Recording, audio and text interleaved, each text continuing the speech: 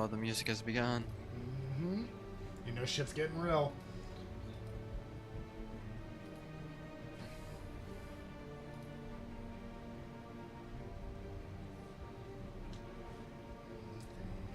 Don't forget to change your names if you haven't already. Oh, yeah. True. Shut up, Brian. Hey, it's going to be one of the trivia games when they're like, what is Alinthi's real life name? And they're like, oh, I know that one because she always fucking had it up.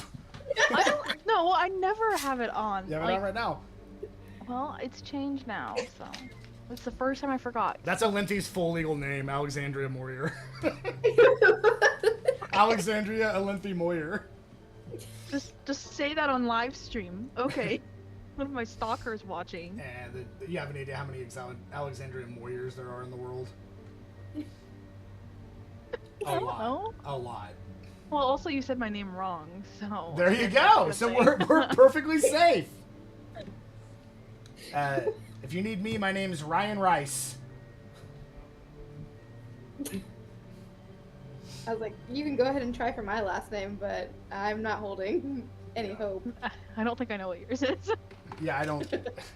Every time I see your last name, I'm just like avocado. Like I don't know how to say it. No, in my brain I always say avocado. That's my nickname. That's what they called me when I played football, and that's stuck with me since. So I actually have like avocado like decorations. Do you have like I mean you're married, so do you go by Chris? I don't even know Chris's brother's name. Do you go by Ethan? Do you go by his last name? He actually took my last name. Oh, okay. Yeah. So he could confuse people on the spelling or on the enunciation. Pronunciation. Yeah, essentially. Acevedo? Close. Acevedo. Acevedo? I feel like that's what I said. Man, like when I was hesitant. Were you when you were like really little growing up and somebody asked you to spell your last name? Did you just start crying? Because I would have. No. It's just hard. like every phone call when people are like, "Okay, your first name," and I'll say it, and they're like, "Okay, your last name." And I just start spelling it. I don't even say it to them. Yeah. You wouldn't think mine's hard, but everyone hears Mayor, like M-A-Y, and then also people always hear Alice with it, like Alice in Wonderland, and not Alex. I get every called single time. Rice all the time. I mean, in Germany it is rice, but in the United States it's not. So. We're in America. Yeah, I even get called Melinda, and every different variation of my first and last name. There's I get called Alexander. No excuse there. I would start singing Hamilton every time. Alexander, isn't that a boy's name? That's the point. From this day forth, I shall be known as Betty.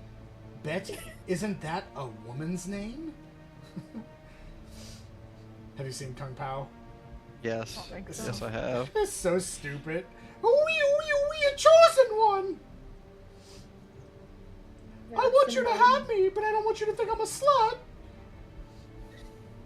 You need to go watch it. Just go look up Kung Pao. It's probably free on YouTube at this point. Kung Pao Enter the Fist. It's legitimately like... It's basically just a dubbed over old school like Asian fighting movie. Where they like CG'd in this white guy. Bad lip reading style. Oh, it's so funny though. The only person that's actually speaking English in the movie that isn't like bad lip reading is the main character. Because they just CG'd him into the movie. Oh my gosh. I feel like that is somewhat problematic. It's so funny though.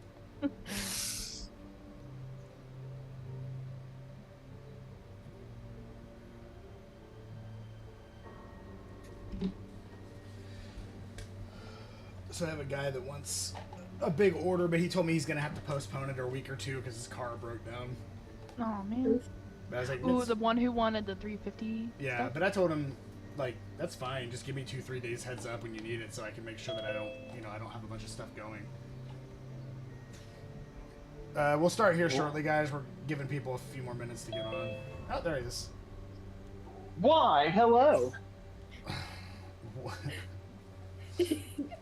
Hello. Nice. Long time no see. No, right? Just a little All bit. right. Turn that light on. Get my medicine ready. Oh dear. It's very medicinal. Mm-hmm. Got mine ready too, but it's actual medicine. Mine Not too. that. Diet soda. Like Garrus. Diet soda. Now I can eat anything. All right. Yeah, I've actually got to put some models together too, so I'll probably try to do that at some point tonight. End the game early so that you can do that instead. Yeah. All right, guys, that was a fun session. I got shit to do. Dude, it's like, wait, where the fuck did he go? All right. We'll start right at 8, so we got just a little under a minute. We'll just do a filler episode, and it'll just be like a compilation of like recapping everyone. And, like, I'll just have AI. Like, I'll say, AI, here's a summary of everything we've done. I need you to turn it into like a 4-hour like audio video and just play. And it's like, and then the adventurers went to a dock and talked to the dock keeper. Garrus disapproves.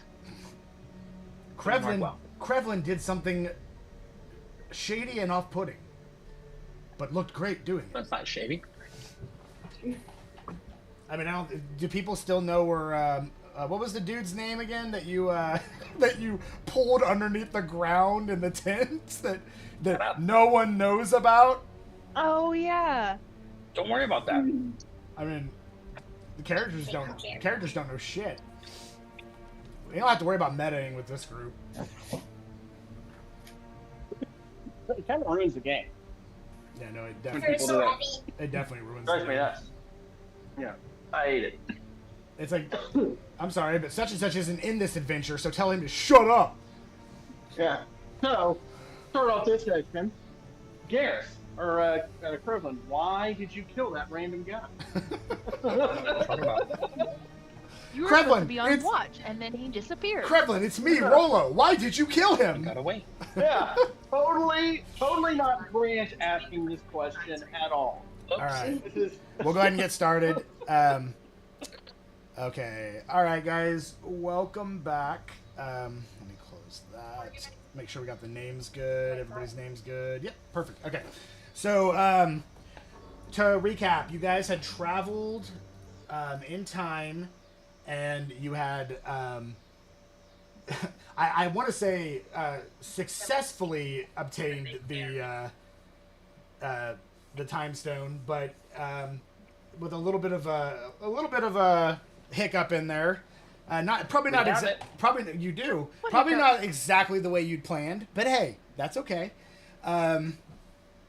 With that being said, you wanted to get those kids somewhere to somebody safe because you had discovered in the cellar that their parents had been slaughtered. The kids you found hidden inside the mansion, some type of either prisoners for some reason, maybe a traffic thing. That you know that the demons and the devils deal a lot in that, and you've uncovered that stuff before. So not the kind of group that wants to turn your back on some defenseless children. So you try to do the right thing. Jorvik warns you that you guys, I think at the time you had about 9 hours left before you had to be pulled back, or you could be stuck here forever. Mm-hmm. So getting into this and everything, you still have just a little under 9 hours. And you discover you're looking for Laguna to kind of have him help. You get interrupted by loud bangs on the ground that seem to be some type of golem creature. It's hard to ascertain like what it's made out of. It's metallic for sure. It's definitely some type of automaton. You're not exactly sure. None of you have probably really ever seen anything like this. Possibly Jorvik. You've probably seen similar stuff, but you wouldn't know what it is specifically 50 years or 100 years in the past. So then Laguna shows up and basically says it's been a long time since people have been this frightened, and that something like this has shown up. And we're gonna get ready to roll for initiative, but first and foremost, of course we are. First and foremost, Laguna, Let me first of all, let me go ahead and start the map. We have a map. We do have a map. Ooh. I like it when we have maps. Okay, so everybody remembers on your character sheet, if you go to that little button, there's a little play button where it says campaign. Like it has your name, and at the top across share, short rest, long rest, campaign. If you hit the little launch play button, it'll take you into the map. I do believe that's how you get to it. And then for the audience, give me just a second. I gotta split this. Can't wait.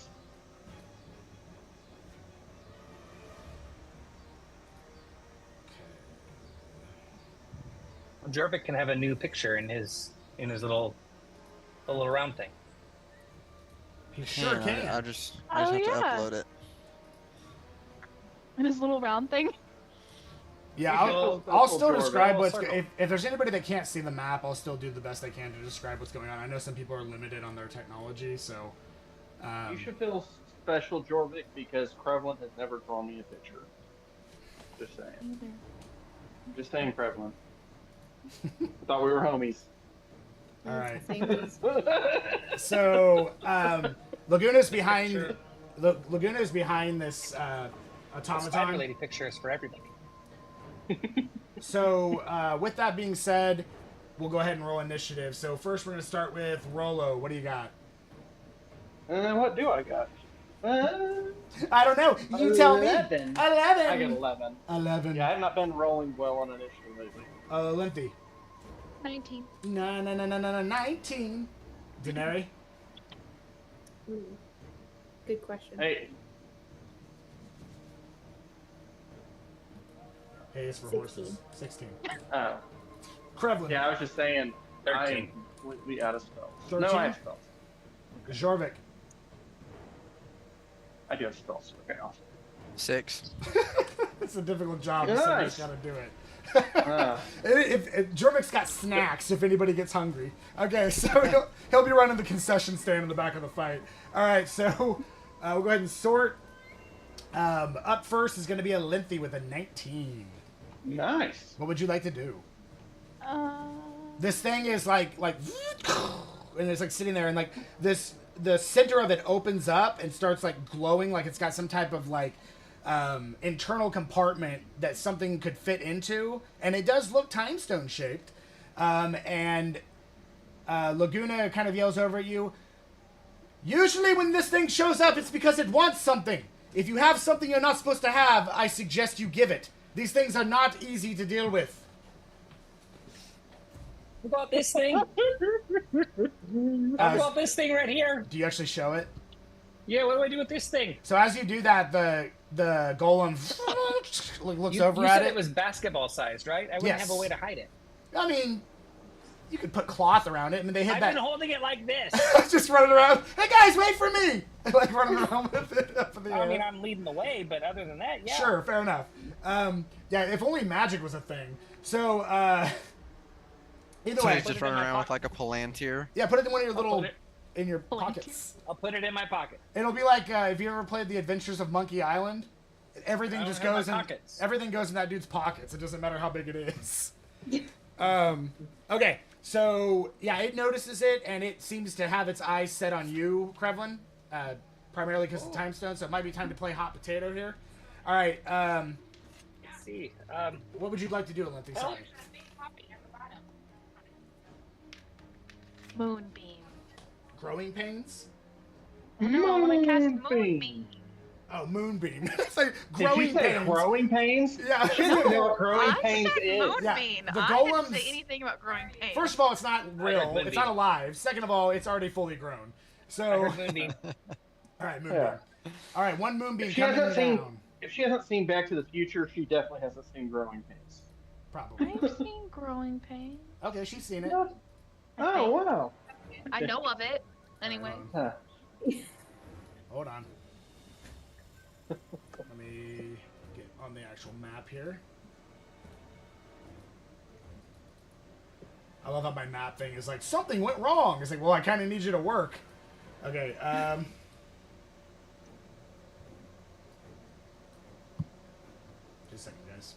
bear with me. All right. So you I'm got done Moonbeam. bearing. You got Moonbeam on the golem. So Moonbeam! it's a save for the golem, yeah? Yes. I forget, is it a con save? It is a con save. Okay.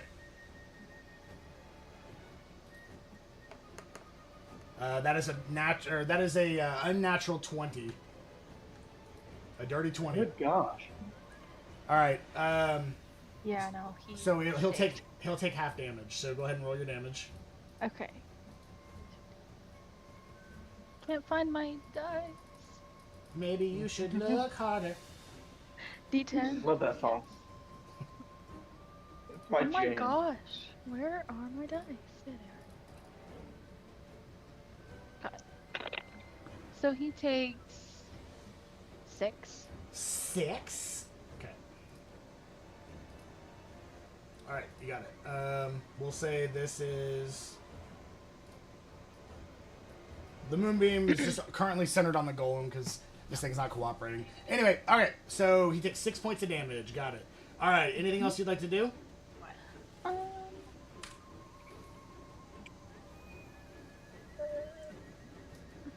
No, Okay. I don't think so. Laguna will take his turn. As you guys see the blast of water, the anchor drop, he puts it on his shoulder. The anchor is like twice his size, but he yields it with some type of like magical finesse.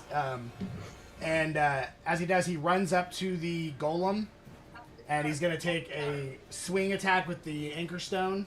Give me a second. That's a 17. 17 misses. So he goes to swing at it, and it basically dodges it. Actually, I'm sorry, it doesn't even dodge it. It just hits it, and it doesn't make purchase on anything that seems to be slicing, cracking, crunching, whatever. And it just, he's like, damn it, these things are tough. He's going to try his second attack. Ugh. 16, he misses again. So, he's like, I can't make purchase. Try to get it from the front. All right, he is up there if anybody wants to try and flank with it. So that is Laguna's turn. It is a stone golem's turn. It looks over at Krevlin, and the center of its chest starts to go, like, just starts like powering up something. And as it does, like the energy around it kind of starts to collect, stops, and you see this probably about 3 foot thick beam shoot out of its chest towards you, Krevlin. I need a dexterity saving throw.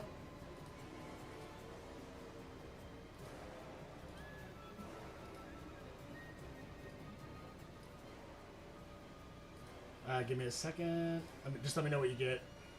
15. 15. Okay.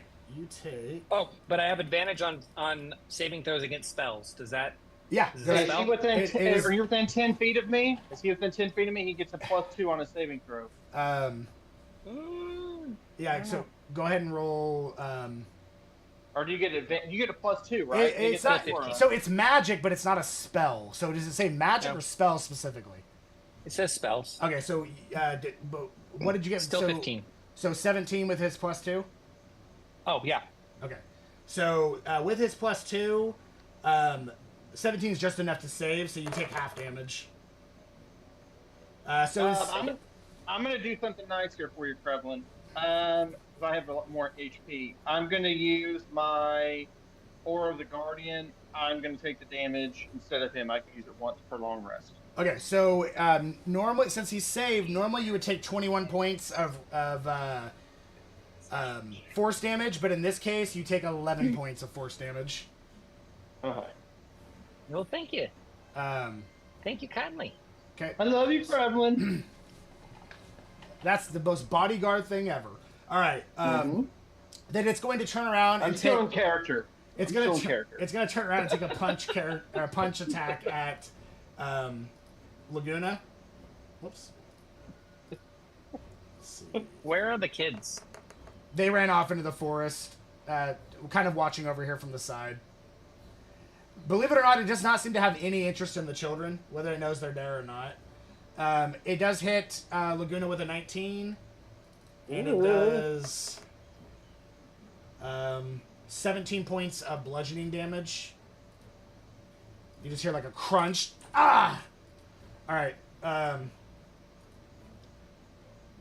Okay. That is it for for the golem. If he's ending his turn in the moonbeam, he makes another con save. So the initial one, he's in it. So at the start of his turn, if he doesn't move, which he's not moving, he'll take it again. He doesn't take it twice in the same turn. It's designed to where they only take it once. Oh, turn as in like once everyone goes. Once everyone goes and it comes back to him, if he had not previously moved, he takes the damage. And when he first enters it, which you made him enter it, he does. I just misunderstood the. It's fine. It's going to be ready to go. They just don't get to double up damage. None of them. Unfortunately, well, none of them do that. I thought that was like his turn, not that it had to go all the way back. No, he could technically move, but when it comes back to him, he'll take it again. Because okay, Denary, you're up. Krevlin, you're on deck. I'm gonna go ahead and do Sacred Flame. So I need a Dexterity saving throw. Okay. Yeah, this golem's really good at those. Hold on. That's a 5. Perfect. So it'll be 13 damage. Nice. Okay. And I think I want to move in closer to where I'm by Krevlin as well. Like right here? Yeah. Okay. You got it. 11. And remember, if you're within 10 feet of me, you get a +2 on all your saving throws. So we'll say that everybody's aware of that, so everybody's within 10 feet currently of Rolo. Okay. Rolo's kind of the center, and everybody's surrounding him. All right. Anything else, Denary? No, not at the moment. I'm just very concerned on how this is going to go down. You got it. Krevlin, you're up. Rolo, you're on deck. All right. As I'm out of spells, but I've got my my spell storing ring, so I got one more in me. Okay. And thankfully, I stored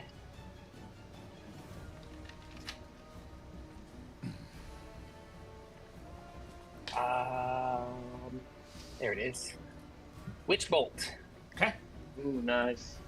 Very nice. Look at this lightning damage, right? Yeah. Okay.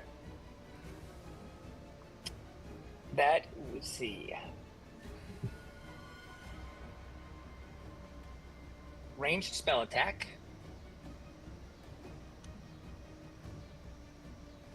+8.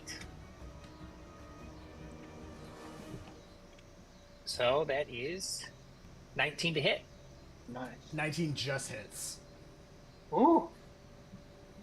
That is 5d12 damage. Okay. Dang. Go ahead and roll it. Isn't there just a button I can hit to do? Oh, there it is over here. Yep. Everything that's rollable has a button somewhere. All right. 43 damage. 43 damage. Okay, so as you hit this with the 43 points of lightning damage, you notice the eyes of it go start to it kind of close for a second, and it just goes hilter to the ground. And Laguna kind of looks at it as all right, that's not going to hold long. What do you have that it wants? It wouldn't be here unless you had something. Got this big old, this big ball, this big gym. It's after you for a boulder. Big old, this big rock. I mean, and I'm gonna put it in my pocket. Guys, can you help me here real quick? I mean, it's nice looking, but why is that so valuable? It's magic, obviously. Oh, stuff it in my pocket here. Just stuff it in there. Hold on. Can I just put it in my pocket? I mean, the dimension pocket, it still has to be able to fit in the dimension pocket. So no. Yeah, and also I'm wearing my costume. Yeah.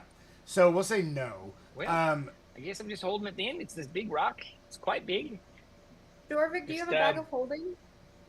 So, in 6 seconds, I could do, if we're going to go, I don't know if we're going to continue to do initiative, but every 6 seconds for the next minute, I think, I can do another 1d12 damage. So as Denary finishes her sentence, the golem starts to oh no, and the eyes start to and get light back in, and it oh shit, here we go. All right, so So if it's still my turn for my bonus action and my my movement. So I want continue. to put my full movement as much. I want to be within 10 feet of Rolo, but completely put Rolo between me and the golem. Its current position, it's hard. Where you're at, right? That's where you want to be. Well, I just moved myself. Yeah, then you're good. You're good. I just wanted to be still within 10 feet of him, but then have him fully between me and the golem. Gotcha. I misunderstood. I thought you wanted to be on the other side of the golem. I see what you're saying now. Okay, go ahead. Yeah. And then for my bonus action, I'm going to try to do Awaken Mind and telepathically link with the golem. Is that if it's possible? So the golem... Just choose a creature you can see within 30 feet. You then choose... You can then communicate within 5 miles. You understand each other. If you mentally share a language, it lasts for 8 minutes. It ends early. I can just choose to end it early, and then when I form this bond with a creature, I can force him to make a Wisdom saving throw, and on a failed save, it has a disadvantage on attack rolls against me, and I have an advantage on attack rolls against him. Okay, so he does not have any kind of mind, and he has no languages, no known languages. Does not speak any languages. Do I reach out to do this, and does nothing just happen? fizzles. It's like doing it to a brick wall. It just fizzles. Do I still lose it for the day? I will say, upon kind of doing this, and you have done this many times before, I would say that you know that this is some type of magical animation. This is not living. That you would probably cut it off before you lost it. Oh, okay. I mean, if you were like level 1 or 2, I would say no, it's gone. But you're smart enough to know that that's probably not going to work. Okay. So we'll say you retain it. And did you hide the orb whenever it was asleep? I mean, I tried to hide it. Is it out of sight? It won't fit in my pocket. But is it out of sight though? I just need to know for my turn. I can't see how I could. He described it as so big. It's like a basketball. Did you basketball? Did you shove it in your pants? I tried to put it in my pocket. Throw it in the pond. Remind me. Does my costume have a cape? Of course it does. Of course it has a cape. Krevlin without a cape? I can text you the whole list of what my... Yeah. Do we need to go back through it? If you'd like, I can go back through what I'm currently wearing. One shoulder with a silver clasp like a fox's grin. The cape is midnight blue with a constellation pattern that seems to shift subtly as Krevlin moves. It drapes to the floor and trails behind him, just enough to make an entrance. Or in this case, possibly an exit. All right. So, but it's heavy, right? Yeah. The description is it's pretty light. The description of my details is my computer background now. No, I'm just joking. No, my stone. The stone I'm holding. The stone is probably about the size of I'd say probably about 11 pounds. Like if you were holding an 11-pound bowling ball. It's not super heavy, but it's not super light.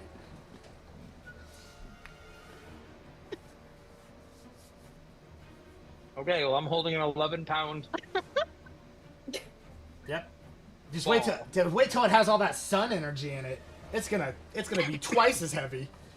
All right. Okay. So, yeah. We'll say if you haven't tried, you might be trying to obscure it, but it still knows what it's after, and it's looking at it, and it's still visible. I don't think I have a way to hide it. Its eyes would still be visible. Its eyes are fixated on you. All right, Rolo, you're up. If you're done, that's what I was hoping would be. Okay. And then Jervik, you're on deck. All right. Yeah, I'm just gonna go up. I'm gonna flank him. Okay. I can't see the map. You got Laguna. You and Laguna are flanking him currently. Okay, awesome. I'm going to. I get advantage, so I'm gonna attack him twice. Go for it. Okay.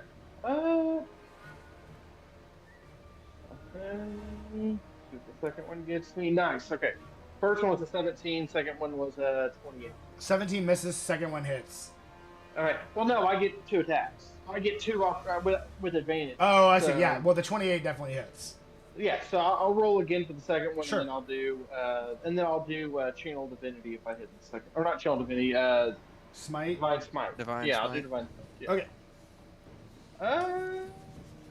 25 on that'll hit. Okay. And then, 18 the second one, so 25. Okay, we go. Okay, so I need to roll 2d8 plus 6 plus. No. I'm going to use a level 1. Okay. I'm not within your 10 feet range anymore. I know. Roll Well, over if he tick goes down, I might be able to run right back to you, depending on how much movement I have. Roll over tick me. So... He's looking right at me, guys. I don't think I like this. I like You're right next attention. to me. He speaks his first words. Death. Okay. I like First word attention, but ever. this is... Krevlin will die. Maybe Don't worry, this attention's Krevlin, I all got right. you. Honestly, I kind of like it. I'm not complaining. I mean, I like attention, and this is attention. Sometimes negative attention is attention. You know what I'm saying? I know what you're saying. 37. 37 damage. Yes. All right. And I'm gonna do the radiant. Okay. I have, Radiant. like 3 different ones. Radiant hurts it. It doesn't appear to do anything special to it, but it still hurts it. Alright. So you can Oh. as you carve in about an inch, like inch Well, to an that's inch and a like what? half inside its shell, and it just with radiant energy, and you can see it kind of like trying to resist the damage, and like it's messing up the mechanics of it a little bit. It just kind of like looks down at your weapon and then looks back up at you, and then looks over at Krevlin and continues to look at Krevlin. Anything else? Can I disengage and get back within 10 feet of everybody? I mean, you can move, but you can't disengage you'd have to do that as an action. So All right, well, that's you fine. can move All right, backwards, yeah. but he's gonna try to swing at you. Sure, I'll do it. Yeah, he I'll might- try to get back where everybody is. That's Swing fine. it He might miss. Who knows? Let's see. He's gonna take his Who knows? attack of opportunity, and he's gonna hit with, or possibly, oh, that's a natural 16, so 27 to hit. Just barely misses. Okay. Okay. Wow. Well, he rolled really low on the damage. That's only 16 points of bludgeoning damage. Oh, fantastic. Yeah. So, okay. That's it for that attack. So, Jorvik, you're up. And Olyntha, you're on deck. Alright. Well, I had an idea for if the stone was hidden, but I don't think that's gonna work now. Okay. The stone and I are inseparable. It's like a muse and his masterpiece. Alright, so it seems like electric works pretty good on this thing. I'm gonna cast a 3rd level chromatic orb, You got it. Nice. and we'll do lightning, Okay. and it misses. 12. Yeah, unfortunately that misses. Yeah, you You wouldn't have have... luck? Oh, I do actually have luck. Oh, yeah, you let him use it. So I will use luck to roll again. And that's a 16. And 16 still misses. So Boom. it kind of just flies by it. You think it's gonna hit? You're like, oh, this might be my lucky day. Nope. And it just cascades into a nearby tree and electrifies the tree and immediately gets grounded. At least you didn't kill a kid. And then you see a body of a child fall out of the tree. Damn it! You had to say it. All right. So That kid was an asshole. not my brother. All right. So anyway, okay, that's it for anything else, Jorvik? You got a bonus action you want to do? Nah, I'll save my reaction. Top of the round, Olyntha, you're up. I would like to cast Call Lightning. Okay. Your moonbeam fades because Call Lightning is concentration. So moonbeam fades and Call Lightning starts to strike. The clouds above start to come together, and you hear, and lightning just shoots down. Is it already storming by You any didn't make a chance? noise. Well, I The sound tried. effects don't work. I tried. Any better? Nope. No. That's weird. There's something on here that's like, no sound effects, dick. All right. But your squeaky always ends up coming through. That's fine. Like, that's fine. Everything else, no. Yeah, I don't know. I couldn't tell you why that happens. But I just understand it's a really, really cool sound effect for thunder. All right. Rumble, rumble, rumble, rumble, rumble. Yeah. Rumble, rumble. Lightning, thunder noises. Lightning doesn't make any noise. Thunder noises. Rumble, rumble, crash. Bolt noises. All right. So, yeah, that happens. Saving throw? Dex. Dex? Yeah, okay. The one it's really good at? No. Fail. It's not good at it. That's a natural 7, which brings it to an 8. Yeah. So he takes...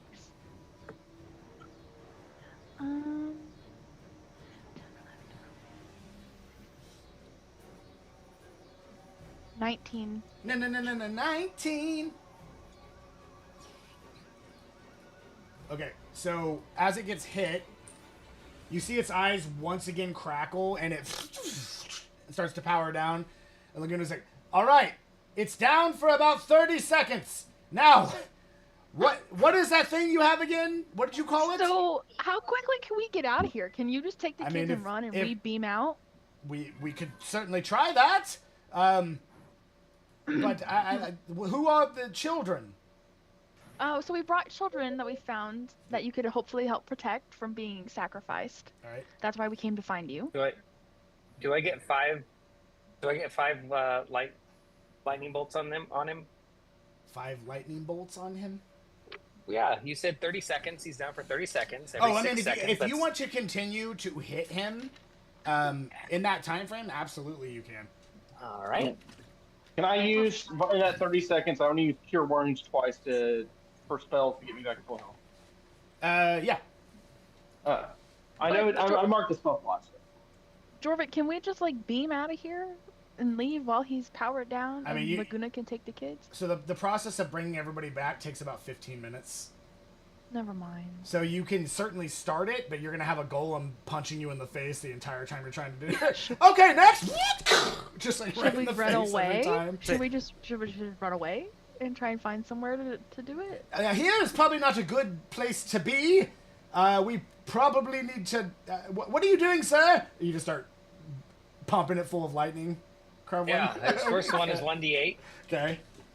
Can we just keep it powered down for extra long? It's witch bolt, so I'm pretty sure you automatically hit, right?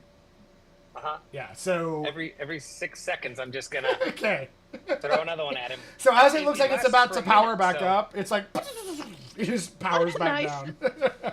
Do you crit because he's incapacitated? 7. Oh, okay. Only... max damage? it has to be a melee, and you have to be within 5 feet in order to crit if it's paralyzed. Anyways, I'm sorry, Krevlin. First one was 1, second one was 7, third one is 3. Okay.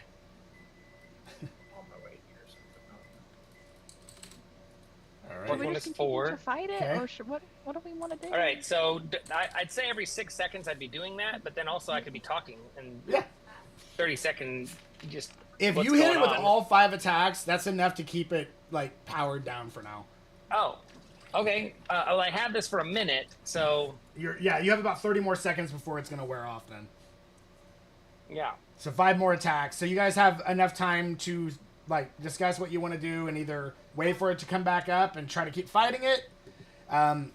Looking at it... All right. It seems to be focusing on... It looks just as strong as it did when it started fighting, so you don't really know how much damage you're doing to it, but the lightning seems to be subduing it for the moment. Okay. I'm sorry, go ahead. Yes, I'm looking this brute's paperweight, and his focus seems to be on me for it, but it's magic, and we were sent here to get it. This is the whole reason we're here, is to get this magic rock. So that guy doesn't seem to want us to get it. You seem like a pretty strong frog. So, you fought these before? I wouldn't say I've been quite this focused on one before. We usually avoid them, but I have seen them, yes. We believe it to be a servant of Magnus. The evil That's king who the- sacrifices children. Yes. Oh yeah, Magnus. The very That's what these same. kids were. These kids were trapped in the castle, and Magnus was gonna sacrifice them. Oh dear. Can you help them? Their parents are. The kids can hear me right now, but they need help because of their parents are. So you're kind of yeah. So Laguna kind of kind of sees what you're. Yes. Well. No, it is. Yes, of course. I will get them to the next village. I would leave because it's going to be up in about 5 more seconds. So kids, Yeah. come on. Should we run away, guys, into the forest? I hope to see you all again, Prince. Alenti. Laguna's elite. I hope to see you again. The rest of you, Thank you safe for your travels. Absolutely. Laguna. All right, kids, let's go. Let's go. Let's go. He starts running off to the side Yeah, of the kids. we gotta go because Can our I- help just left. Can I cast then like a we're- minor illusion of the stone itself in front of the golem, and then we run away? Yeah, you can do that. So, Good idea. as all of a sudden it starts to activate again, you have the minor illusion up in front of it. It stops looking at Krevlin and it looks over at the illusion, and Make it walk away. its hand starts. We gotta go. We was fake all along. Bye. We gotta go. We gotta go. Yeah, let's just start running. Are you away guys all in running into the opposite forest? I guess so. The golem's Thanks, like, Krevlin. oh, how did Krevlin get there? The golem's just like, hold on. The golem's just like, oh no, Krevlin, what are you doing? Like, ah! What's happening? It get over here! It just like brings you back to it. Hey, All right. Scorpion. Yeah, it just scorpions you right back. All right, so you guys managed to, as far as you know, at this point in time, you managed to lose it. Oh, yeah. Maybe we should get out of here. Maybe we should start working on beaming everybody back. Yeah. Jorvik, Do we have want to you- stay this close to the golem, or we want to work Should we back try towards somewhere that and was? get further away? you Yeah. guys want to go further into the forest? Is probably a good idea, but it's Yeah. up to you. Yes. But be careful, everybody. There's gigantic snakes. that So want it seems to be attracted to the stone, so it's eventually going to realize that that's not the real stone and come after you. So you Wait, probably it's like in Moana. Oh. How You the bought yourself crab like is a- it's covered in bioluminescent algae. you guys have bought yourself like a Jason? minute maybe. So Did you see the way that golem was looking at me? He wanted to eat Like he you. was attracted? that's what it was. So okay, Just said he was attracted. he was very attractive. So if we have a minute, at any point, I don't know if where we're gonna run, but if we have a minute of sitting down, I'm gonna do a pact that gets me back a spell slot. But so tell me if we're gonna stop at any point or if we're just running. Well, probably whenever we stopped, yeah. sorry, Go ahead. when we stopped to start doing Jorvik sending us back, you can probably do that because it takes 15 minutes to send everyone back. Yeah, Whenever if it we takes send 15 back, minutes we to should send people send- back. The first person that goes back should go back with the time stone, because if it's tracking Yeah, the that's what time we did. stone, then once the time stone's gone, it shouldn't be able to detect where we are after that. Truth. Yep. Krevlin, that Okay. means you go first. Okay. It's up to you, who wants to go first. So Yeah. So should we start the process? Yeah. I'll be the last I'd one to say go so. through. I'll be the last one to go through because I have full health now. Jorvik has to be What? last. I'm the last one to go through because I have next to to last one. maintain it. Okay. I wouldn't be scared to do this again. Don't make me miss, please. If you miss the ship, what happens? I'm ready. You die. it's not gonna be good. Yeah, last time I almost died falling into the forest. All If right. I fall off the ship, So Jorvik, you'll have to go last anyway because you have to stop Mhm. everybody from Yeah. being exploded. So, all right. So you guys, we'll say you travel for a bit to find a spot that looks like you can probably avoid, more so avoid it, not like just in a sheer shot straight path. The process starts. We'll say about 3 minutes in. So you do start hearing what sounds like the stomping of it coming in your area.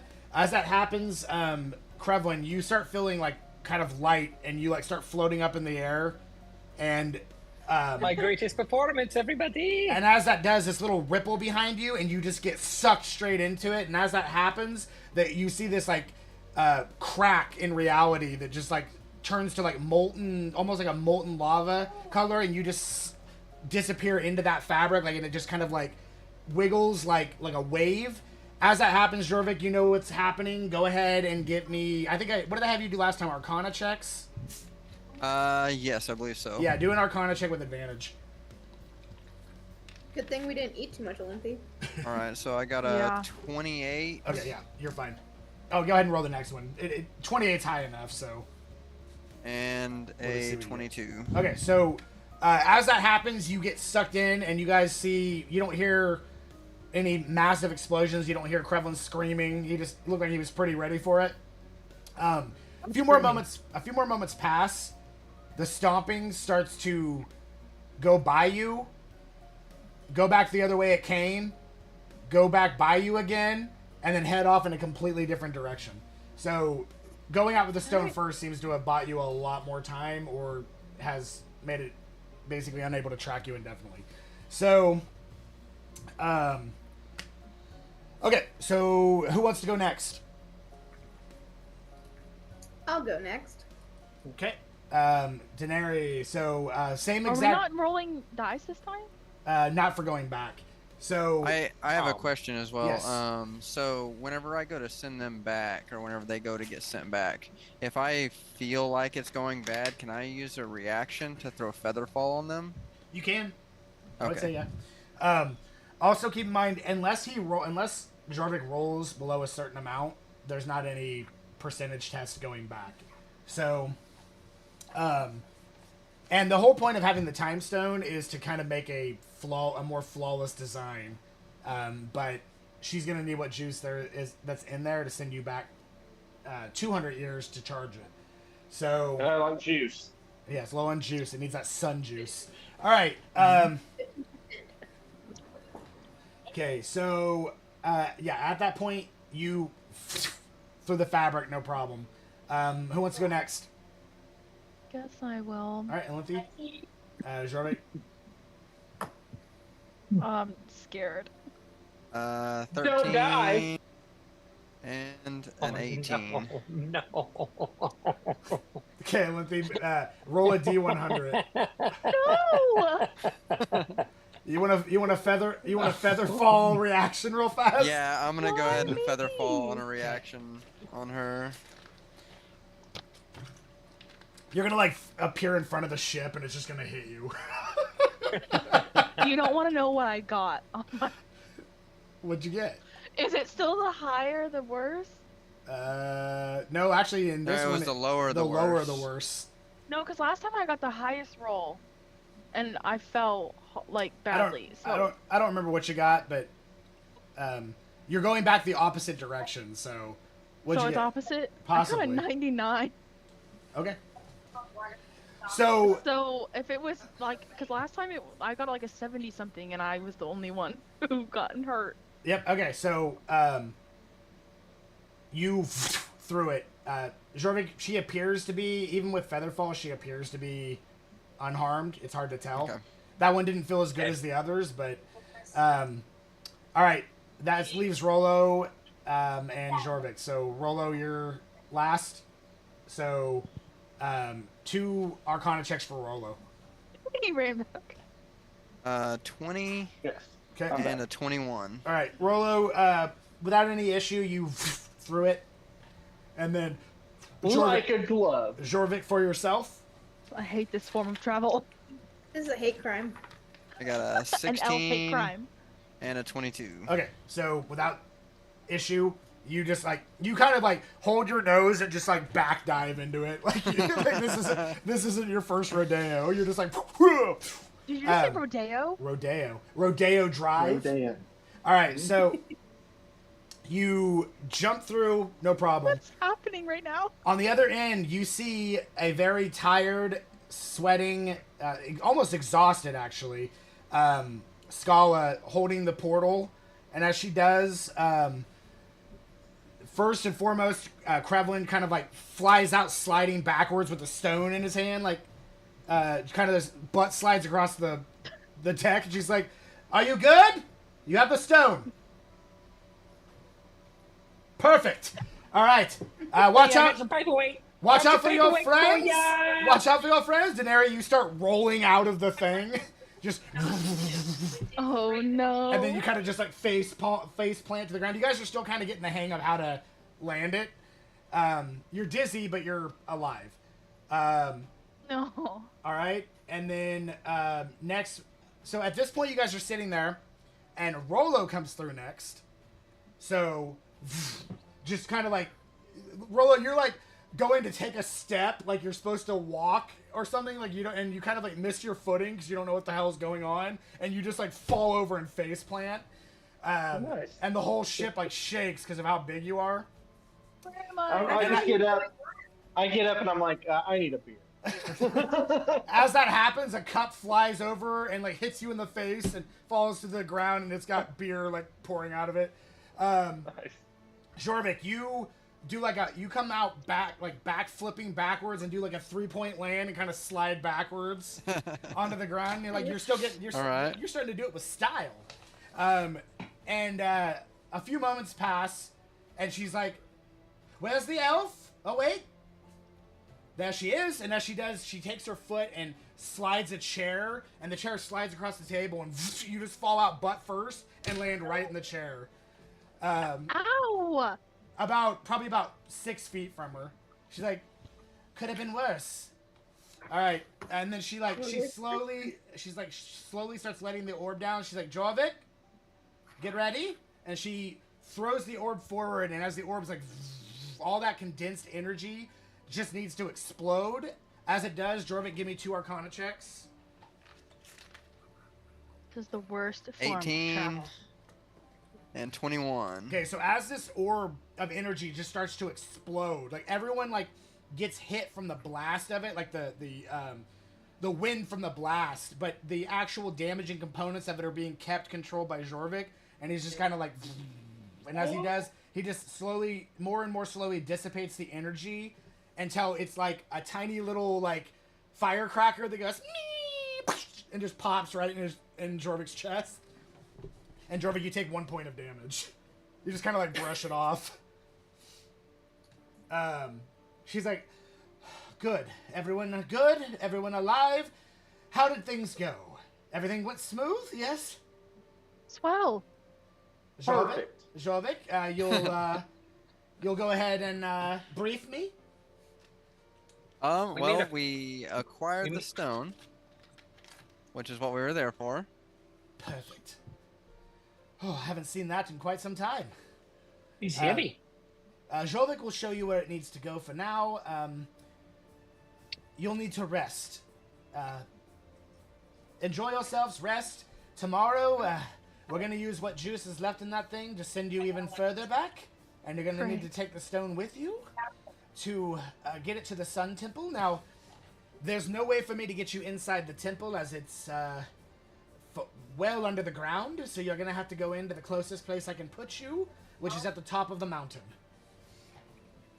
So you guys will have to travel down underground through it to get to the actual temple. Okay. Easy peasy.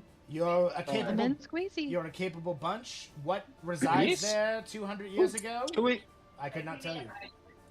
Could we recruit? We found a frogman paladin. Can we recruit him to help us? He was pretty strong. There's no way for me to send you back 100 years without... He was cursed. Without being able to send you back 200. Now, when the stone is charged, I will be able to send you to any of those established timelines as you see fit.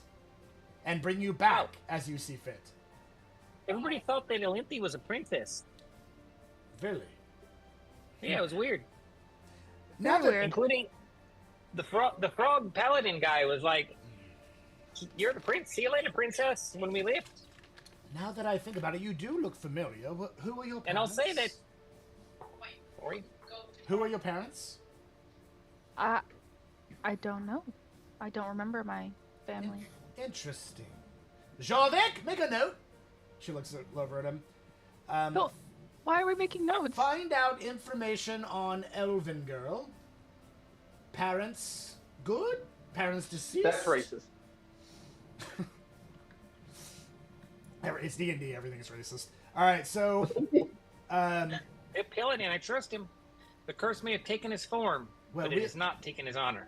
We will... Good. He's very, very kind. We shall see what can be done. For now, I need to rest. You need to rest. We need to get the stone to the temple. Without getting it there, this plan has no hope of finishing. You know what would really help that hope is if we leveled up. Every game. I'm sorry, Rollo. I don't understand what you mean. Level up. Alright, so everybody but Rollo goes down a level. Everyone but? Yep. What? Because he wants to be a level higher. He wants to be a level higher. So blame Rollo. All right. All right. Don't touch Guys, look at the map. God. Look at where Krevlin is on the map, and then look directly below him.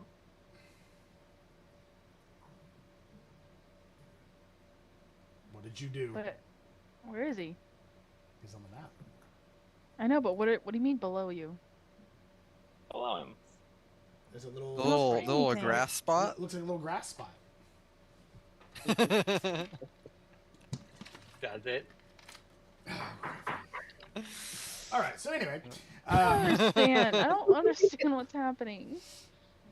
Okay. So yeah, at this point, Jorvik, you take the. I just mixed Krevlin and Jorvik's names.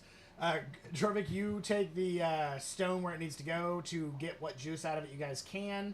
Everybody at this point can do what they want throughout the night. Long rest.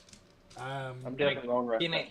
I'm going to my room to long rest. Yes, I'm in my room. I'm going to the bar where there's free drinks and I can provide entertainment. I want to go to the library. The Ballad of Sir Laguna. I like it. Sounds honorable. All right, so you guys see Scala kind of basically retire to her study. One of the doors just like slides by. She walks in it closes, and the door just diminishes. Jorvik does kind of something similar. He's like, okay, like taking the stone. It just kind of disappears through a door. So you're in your own study, Jorvik, getting the stone ready. Once you do that, you can come back out with the rest of the group if you so see fit. It's up to you, whatever you want to do. But you do want to get started with the stone, which will take you probably about 10-15 minutes to get the stone settled. Everybody else, the bar's open, the library's open, anything you want to do. There's entertainment of like these like, it's almost like magical fire people that are kind of like dancing together in the room as the music's playing. I'll find us some music here. Yeah, I'm going to go long rest. Yeah. It's been a rough day. So Alenthi doesn't know who her parents were, but does she know where she was from? Not really. Well, I think she had like a memory where like a vision where she kind of remembered, but Alex doesn't remember. Alenthi, what is your oldest memory? It's like, if it's anything that I can go off of, I'll long rest, but in my time that I'm not long resting, I can try and research. So, yeah, you remember some type of like tree village that had caught on fire, like you've had visions of that? Yes. And you remember somebody, possibly your mother, basically putting you in some type of like protective casing and like sending you, more or less sending you up a river. Like Baby Moses style. Baby Moses style, Nice. basically. And all you remember, because you were too young to recall exact things, it's just memories that either they're yours or they've been put into your mind by something. You know, it's very confusing. Your scar has not hurt in a long time. I will tell you this: during the time that you were with the time around that golem, you were noticing a little bit of uneasiness with your scar, but they could just be more of a. It's been a while since you've seen something that that looked that dangerous. So maybe it's just bringing up bad memories. But you did notice that your scar definitely was kind of bugging you a little bit. You have good days and bad days, but it's been a while since you had any episodes, and you're not exactly sure why. But for some reason, being around that golem brought up some bad memories. All right, and I would like to do research on that princess from 100 years ago. Yep. To see if there's any type of link there. Yeah. So we'll have you make. I will have you make a couple checks. Let's do an investigation check for finding out information on the princess from 100 years ago. 22 on that. Okay, and then any correlation of magic involved or any kind of like presence of something that might have been similar to the golem or anything like that. Based on what she said, I would say an Arcana check in conjunction with that investigation check. Just to see if you notice. Okay, a 21 on the Arcana. All right, so you do quite a lot of research, and I will let you know what you find out later. Okay. Because the group will not know about it, so we'll kind of keep that up to you if you want to tell her or how you want to tell her. Okay. All right, so but I'll get that to you. So, what does everybody else want to do? Denary, Rollo, Krevlin? I'm going to the library. Library, okay. I'm going to go to bed. All right, Rollo goes to bed. Krevlin? Long rest. I was going to sing. Yeah, go ahead, sing. With the fire, you said there's some fire performers? Yeah, they're just like, it's basically magical fire people that are dancing to the music, and the music, you don't know where the music's coming from, but it's definitely there. You can hear it. Me. Laguna, Laguna, the night of the bog, cursed into skin of the glorious frog. You can take away his form, but his honor won't fade. He'll smite you to dust with his anchor blade. Clapping comes out of like nowhere. Some people clap, but the clap, like you don't know where it sounds like. It sounds impressive. Like there was clapping, you just don't know where it's coming from. Who's clapping? Who was that? Fire dancers. Who's clapping for me? Is that you? They just keep dancing. What is going on this place? Is it like a dream? It is not real. Like it doesn't even matter what I do here. I'm gonna shove one of the fire dancers. Okay, your hand just goes through the fire and nothing happens. I'm gonna go to bed. I'm gonna dispel the fire dancers. All right, as you say, I'm gonna go to bed. You turn around and the door just right in front of you and opens to your room. I don't think I'm like this place very much anymore. I've never seen Krevlin look so defeated. As you're like walking through, you notice your slippers start walking towards you, and like a towel starts floating towards you. Oh yeah, I obviously will throw my costume and down on the floor as I go, and accept the slippers. Okay. I'm going to be complaining while accepting every luxury that is available. And as you're like with the slippers on, as you're walking, they're just going. As you're like walking, they're squeaking. Yep. And I'm accepting every luxury, every single luxury with just absolute glee, but still just grumbling and complaining. Yeah, so as you're going towards the bed, the covers are like rolling backwards to like allow you in, and the bed's like the pillow's fluffing itself, and the bed. Yes, absolute luxury. As I deserve. As is deserved. I will snuggle in bed. And as you do like a little. And then clap my hands. Snack. Snack. Little delicious chocolates come flying in. Into my mouth. Into your mouth. Open and waiting. Yep. And a nice cold, like hot, not cold, hot towel, like little hot towel that kind of goes over your eyes. That's right. You don't want it to be cold. So it like lukewarm, I'm drifting not to burning. sleep. Correct. Nice. It's like a bunch of ice just falls on your head. No, that's not what happens. All right, so ice cream for later. All right, so it's like, wow, he really meant later. A whole different campaign. Okay, so yeah, you go to sleep. Denary, I'm sorry, one more time. You said library. Mm-hmm. Okay, what do you want to find at the library? I want to research the educational system, like if it changed any 100 years ago. So there was a lot of stuff that you kind of tell by reading through it that probably wasn't there prior to that, but it shows that there was a lot of wealthy donors in the past that did donate, and that certain donations in particular had really helped with the establishment of it. And eventually, with the overthrow of Magnus and his minions, peace was eventually brought back to the city, and the funding that was provided for not only saved many lives, but also fed many more and kept many people out of like poverty and out of things that otherwise they would have gone without. So you can definitely tell by reading through, you kind of irk a little bit of a smile, because you're sure these stories, you didn't read them before, but you're sure these stories were not this way before. So you do feel like you've made a positive change in history without like completely screwing the timeline up. I'm gonna ask for a parchment and pen.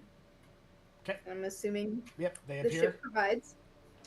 And I'm just gonna sign hopes this helps, Denary, set it in the book, and I ask the book to go to Jorvik. And I'll retire to my room. All right, Jorvik, you're just kind of like getting the stone finalized, and you're like, ah, and all of a sudden, a book just falls right next to you. All right, I mean, read through it, open it up, check it out. Read through it, you acknowledge it. Whatever you want to do with that information is up to you. Okay. Yeah, so that leaves Lynthy. What do you want to do? Are you going into your trance at this point? Yeah, I immediately went into my room. Okay, so you go into your room. You tell everything no as all the stuff starts coming towards you, and then it stops. Yep. And the cabinet is like it doesn't like that it can't do it, so it throws a little bit of a tantrum. I just get in bed. That's fine. So, yeah, so that happens. Everybody achieves a long rest. You do not currently level up. Damn it. We're all level 8 still, right? Let's see. I think. Yeah, you should be. Hang on, let me go back and double check it, because having both the campaigns, they're like close in level, but they're still different levels. So just want to make sure I'm not mixing it up. 8. Yeah, if he's got 8, then it's 8. Uh-huh. Yeah, it's 8. 8. All right, just making sure. Okay. Okay. So, all right. Yeah, at this point, we can close that. I wake up the next day feeling the exact same. I don't feel any stronger at all. I wake up the next day, and I ask some instruments that are here to play me a mournful dirge. A mournful dirge, huh? Yeah, a slow and sad song. Sure, gotcha.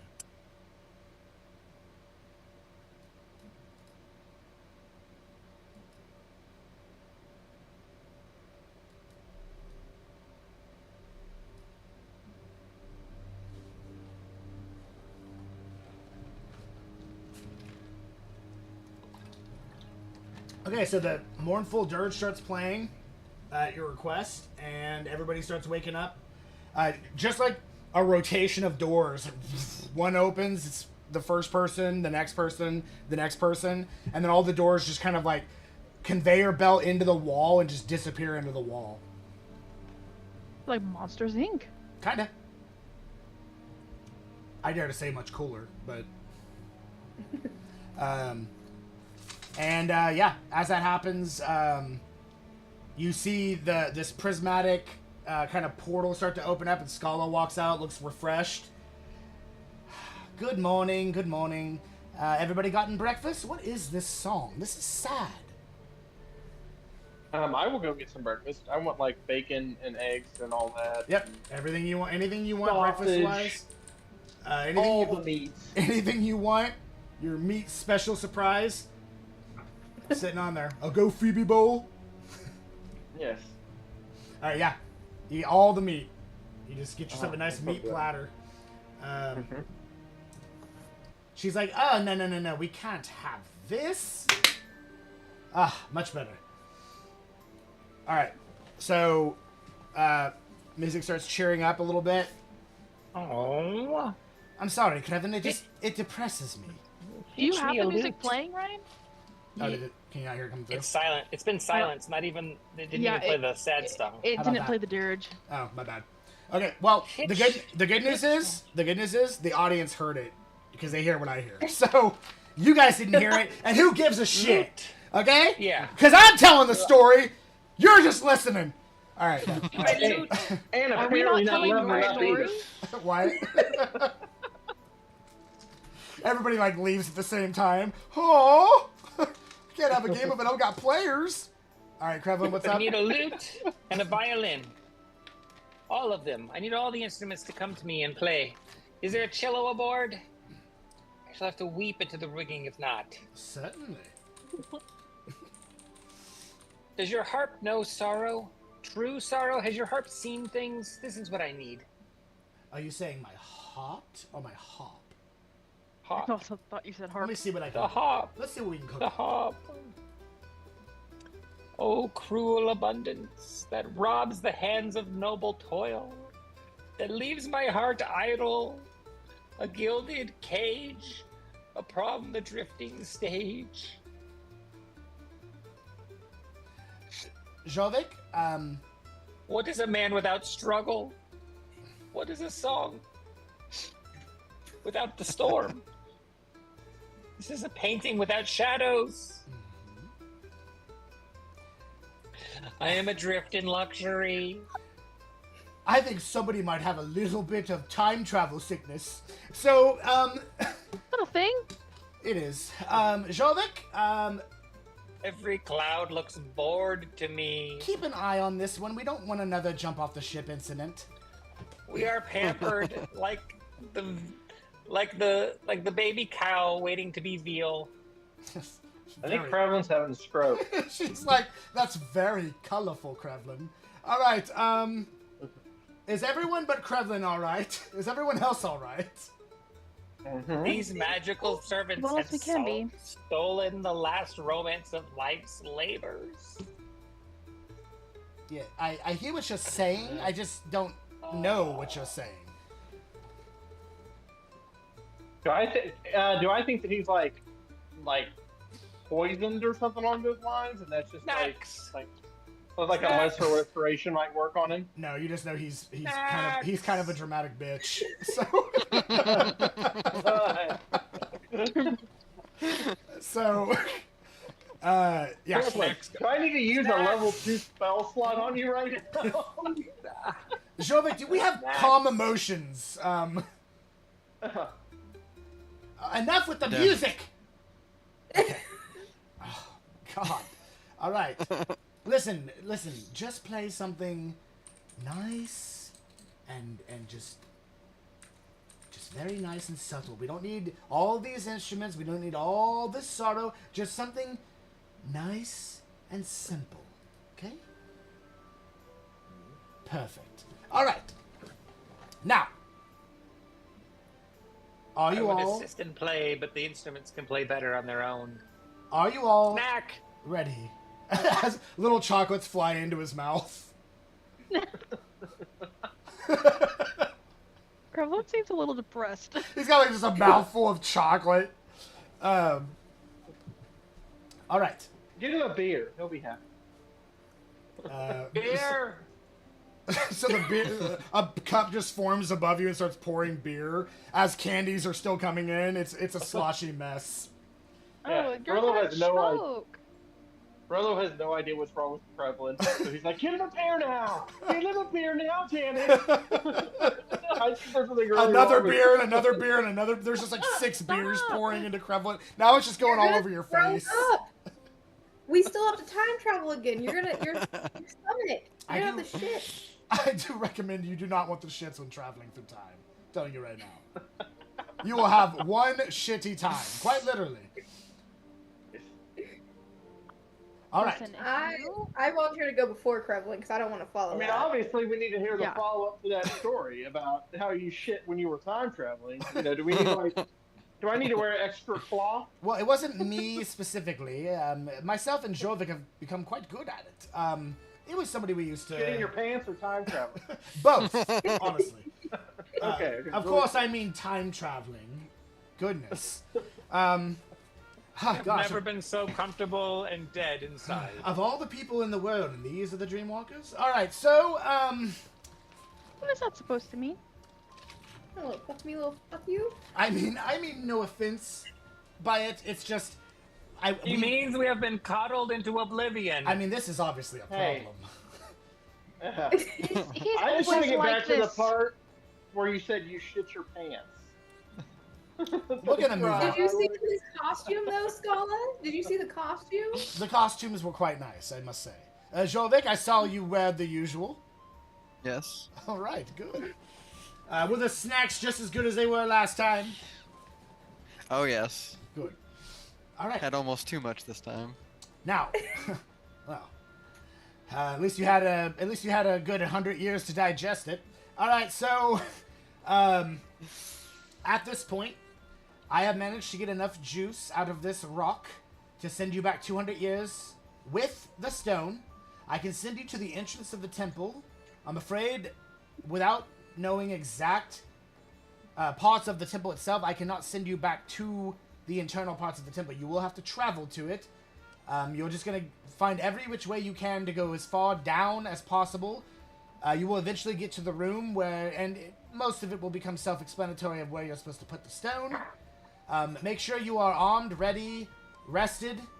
We do not know what kind of things linger in those dark parts of that cave and that mountain. With a Balrog? Possibly. Ready to go. I'm ready. Let's go. What? Alinthia already used her. She needs another token. We can't have people dying. Yes. Oh, a token.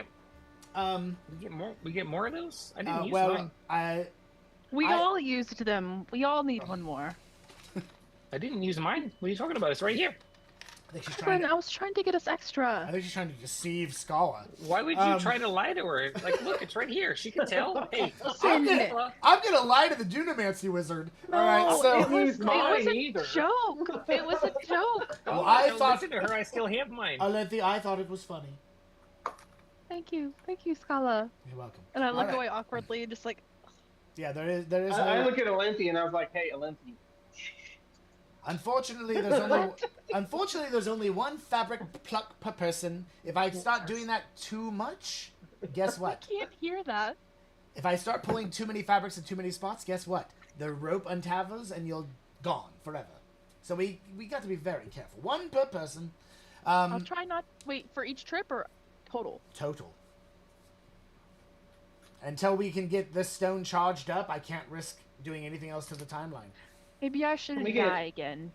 Can we get other goodies to take with us on this adventure that might help us in case? Because this is so important, that we need to put this stone here. And the time I've met you all and known you all, Alinthia, you're a little unsure of yourself, a little... you should be a little more confident, because I think you are a strong, independent elf. Then there's Krevlin, a dramatic little person. There's Rolo, a materialistic, basic bitch. And, Denari. I feel like there's parts of your story I'm somebody's bitch. I feel like there's parts of your story that still need to be told. Understand.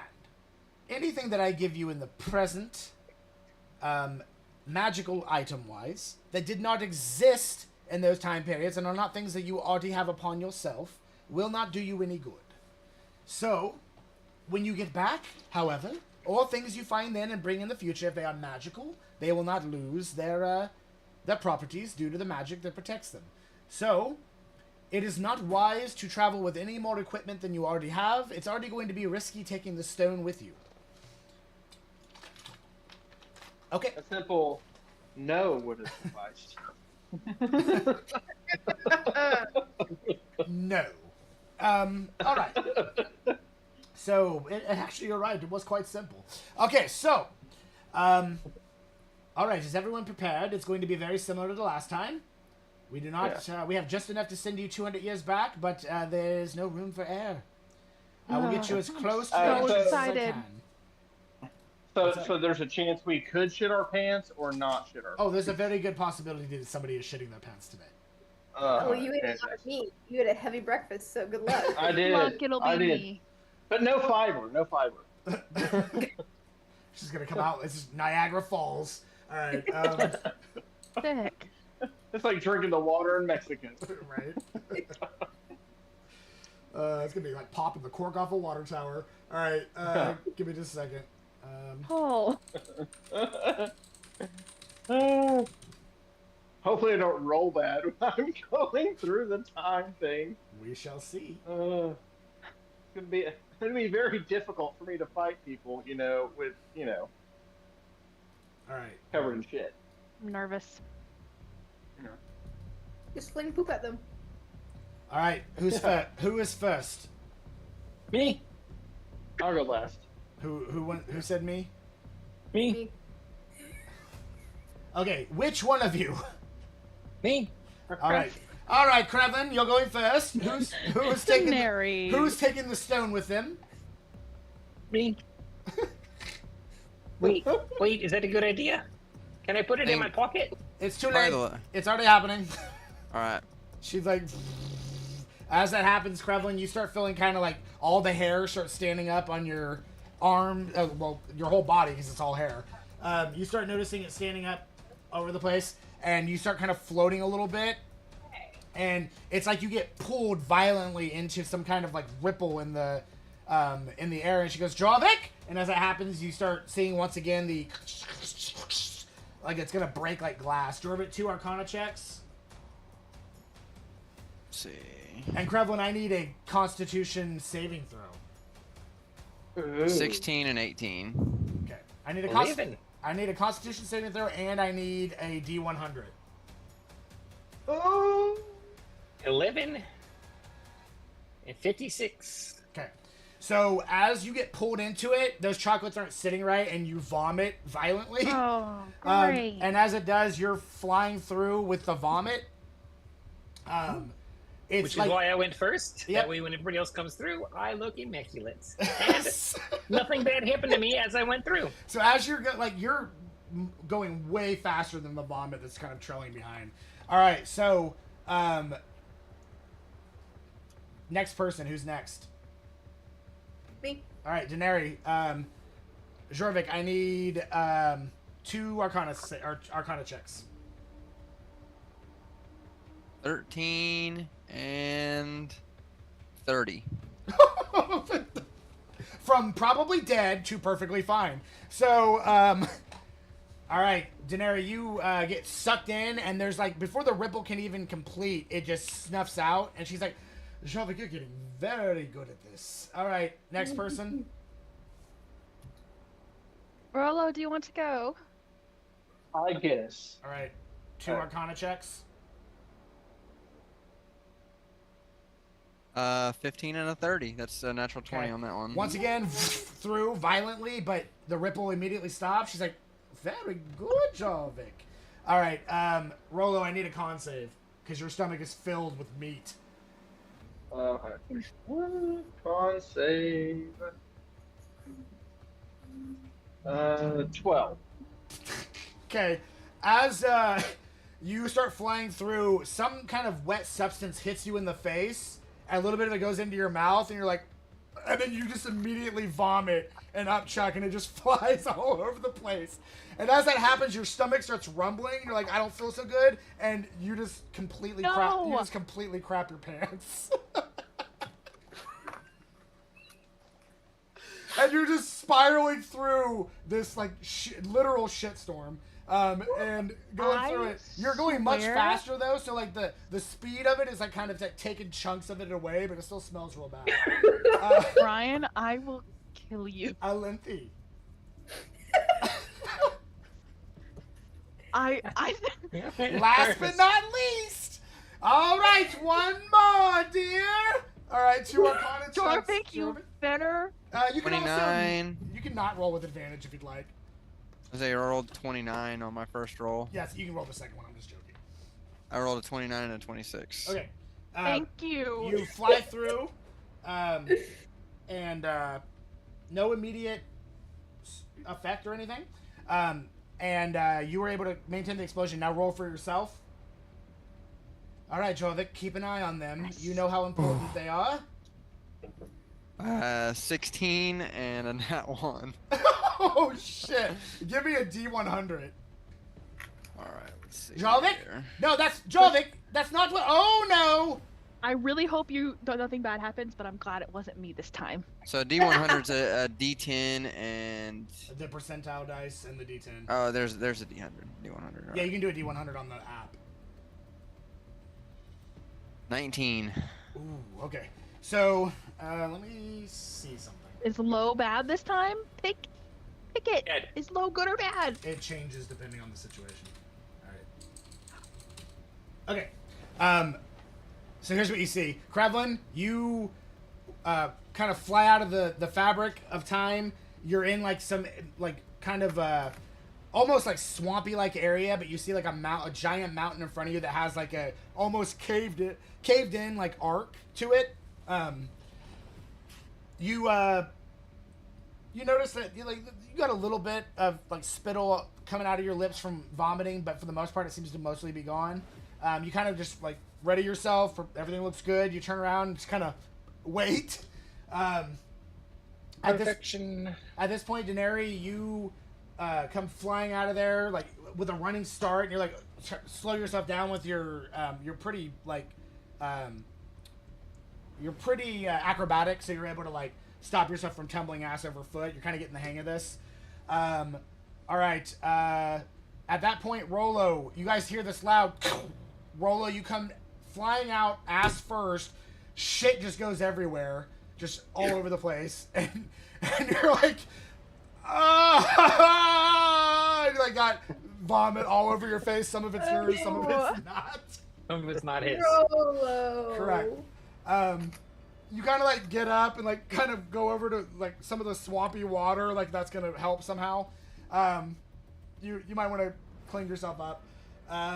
Olympia, you come like you would think that you would fly out violently or land on your ass again, but you're able to actually like somewhat kind of walk out gracefully, and you're just like, that wasn't so bad this time. and you kind of sit there, and the portal behind you just. I say that out loud. That wasn't so bad this time. The portal behind you just. And as it does, all this like excrement just flies out of the thing and just all over the top of your head. A mixture of vomit and shit. Yeah. I think I'm Do that to her. And you're just covered, and you see Rolo over by the water with a little bit of like swamp water, like. Rolo! Ryan, bad. I don't. You just even did a know bad. what to do I didn't do right anything. now. You just did a bad. Hey, I didn't do anything. it's okay. Bad. It's just poop. It's just poop. Oh Denari, Jesus! help, Does anybody have prestidigitation? please. I do. All right. Do you want to start cleaning them Gagging. up? Have Oh I wait, landed yet? You're not there yet. I forgot. All right, so it starts rippling again, and you guys hear probably about 70 feet away, and it just. No sound effects. Okay. No sound effects. Rustle, at all. rustle, rustle, rustle, rustle, rustle, rustle, rustle, rustle, slam. Guys, I think Russell's here. All of a sudden, Russell comes out. Guys, it's me! It's me, Russell! So, am I falling pretty fast? Yes. Okay, I'm gonna use a reaction to Featherfall? do feather fall Yeah, myself. yeah, absolutely can. So that's Yeah, gonna Jorvik comes through just fine. that's gonna save you from taking 10d6 damage. Nice. Krevlin, should I go see if I can find Jorvik, or do you want to go? Someone wanna- hurry. You want to clean shit? I don't know. Do you want to clean shit? Who's on I look shit at- I cleanup? look at- Yeah, absolutely. Let's get Jorvik. He's good at these I look stuff. at This is Lindsay and disgusting. I'm like, Lindsay, I don't remember eating that. Don't talk to me, Rolo. There's like a piece of Wow. sausage stuck in your hair. How would you do that to Ro? I don't know How if would that's- you do that to a Lindsay? I don't know if that's a throat sausage or an ass sausage. Is it dark where we're at? Yes. Where I'm at? Okay. It is nighttime. Oh yeah. When Jorvik. I land, Jorvik. I'm gonna go ahead and cast light on the end of my staff. Okay, you guys see a Oh, light wait. about 50, 60 feet away just animate out of nowhere. I'm gonna cast dancing lights as well. I'm gonna pull out my holy symbol. All right, so you see the three little ball orbs float around Krevlin, start spinning around him, and they like each one of them are lighting up. All right. Dancing lights. All right, so I'll join up with everybody because I assume I'm gonna be able to see Yep. the dancing lights. You see And you see Alinthi and Rolo both covered in puke and shit. Just Jorvik? Okay, then I'm going to start you doing. I'll just start using prestidigitation. All right, yep, he starts cleaning you guys up. I have 3 different forms of it. He's just power spraying Yeah, you. well, I bet y'all wish you would have asked about shitting yourself now, don't you? See, I was asking. Rolo, I I was can't trying to even prepare look for at you this. right now. I can't even look. Well, you can't because there's shit in your face. Yeah. Well, it's gone now. Can't look at It's anything gone because there's now. shit in your eyes. All right, so you were able to Okay. press the digitation all the shit off of him. Good. Off Scarred of for them. Back where I life. come Okay, from, cool. that is how you get the eye that is pink. Yeah, you might have to So do I some lesser have- restorations later. I have 4 I'm lights. amazed. 4 magic lights. They're smaller, Okay. but one of them is doing the stanky leg. One of them is doing the Carlton. One Wait, of them there's is doing the gritty. sprinkler. We can do what? Yeah, the 4th one's doing the sprinkler. Okay. Are they like little people inside little orbs, or like what are they? No, they're people. It's the outline of the glowing people doing Okay. the dance. Okay, that makes more sense to say like a dancing orb doing the Carlton would just be like an orb spinning. Like so. Which one is the Carlton? Yeah, what's his The one name? off of Fresh Prince of From Bel Fresh Air. Prince? You've Fresh never Prince, seen yeah. the Carlton dance? Dude, that dance is so famous. Go YouTube it. Even for a It's- 26-year-old. It's hilarious. I'll find you a TikTok and send it to you. I know. I was about to say I can look it up on TikTok. Yeah, you can do that too. Let me go educate myself real Ooh, quick. backpack, the floss with Backpack Kid. Yeah. She knows that one. I know the So- floss. Okay. See? So, yeah, you guys have landed in a swampy, mountainous area with an archway that's just like got crumbled down. Like the arch itself has like crumbled in on itself, probably from age. Like who knows how long this has been this way. There's different parts of the area that look like you could almost like cascade down into the mountains, or spelunk, whatever means you think you can do to get down there. Spelunk's not a real word. Spelunking? Yes, it is. Spelunking is cave diving. yeah, it's cave diving. Cave climbing. It's actually cave diving. I mean, I guess technically, caving. You could technically climb down, downwards. So I guess You're just technically, making yeah. up words now. No, it's a real word. Spelunking is cave exploring. I believe you. Spelunk? Is it another tomatoes pantry thing? Okay, so I The don't. Orange I won't Justice. tell the world. Don't worry. All right, so yeah, so you guys can cave dive. See, does not sound way I'll tell. stupider. You guys can spelunk on down that cave. I like making up words. All right, so yeah. So is that what you guys want to do? Do we have any other option? I mean, you tell me. You can search the area. You have spells. You have I was magic. gonna say, You are a resourcul group. Talk to each other. Oh, What do you I guys just wanna found do? out I have prestidigitation. Oh, great. Good to know. I was seeing Jorvik do that. Guys, look what I can do. I can do that too. Did you hear? Oh, I that's didn't what you realize meant? it. Oh, a magic shower. Before we go in to start spelunking, I'm gonna go ahead and cast Mage Armor on myself as Yeah. well. All right, mage armor is activated. Oh, me too. Okay, mage armor is idea. activated. All right. Yes. I would like to see if I can detect anything around us. Magically or just in general? Because of everything I saw when I was dreamwalking, I want to see if there's anyone else around us. Okay, so just make a general perception check for me. I didn't care that bad. No, I'm just kidding. I got a 12. Not that rings a bell, but you're aware, so your passive perception might come into play based on certain scenarios. I'll let you know. For now, yeah, you guys are outside this archway. Anybody want to try to find a way down? Do you want to try to blast? Do you want to investigate? What do you want to do? I can. It's going to take me 10 minutes, but I'm going to summon a familiar. Okay. Now, do I have to always, if I summon a familiar, is it the same familiar, but I can do different forms? For what is your familiar? What does it say? Let's see. You gain the service of a familiar, a spirit that takes an animal form that you choose. Oh, well, there we go. There you go. So yes. I mean, a peacock would be fitting, but I don't know if it would be the best thing for cave diving. Yeah, I don't know too many spelunking peacocks. Right? It sounds like a Mega Man boss. Spelunking peacock! I'm a peacock, Captain. You gotta let me fly. I was literally going to say that. Alright. Oh, that's funny. Okay. I mean, the first option it gives is bat. But that's kind of boring. Yeah, that's very boring. A bat in a cave? Would bat be what he would... What like, Krevling would hey do? guys, I saw a bat in a cave. I'm like, okay, who gives a shit? Like, yeah. I see bats in caves all the time. You put some thought into it, and you tell me what you decide, Slugger. What color could I make this bat? Ooh, now we're cooking with gas.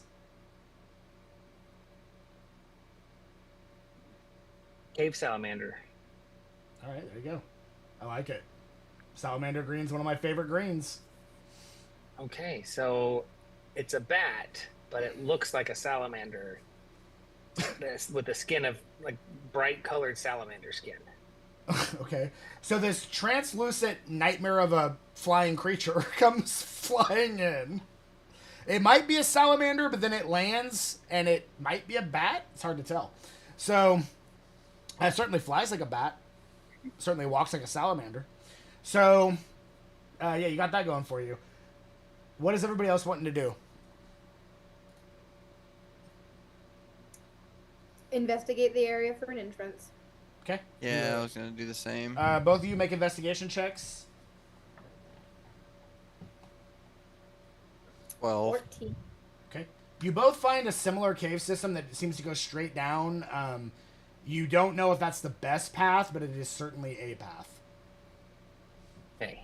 I think my bat is going to be Vanta Black, but its wings are going to be iridescent. So you guys see Krevlin in like character creation simulator with his magic spell. Maybe some overalls. Just kind of skimming through some selections while you guys are trying to find a way down. So he's working on that. For a man of style, it's very important. Yeah, so you guys feel that could be maybe not the best one, but it certainly is a option. It's up to you what you want to report back to the group, or if you just want to get a climbing kit and start, putting in some cams, or what do you want to do? I think we should look for other options before we stick with this one, Jorvik. I don't know about you.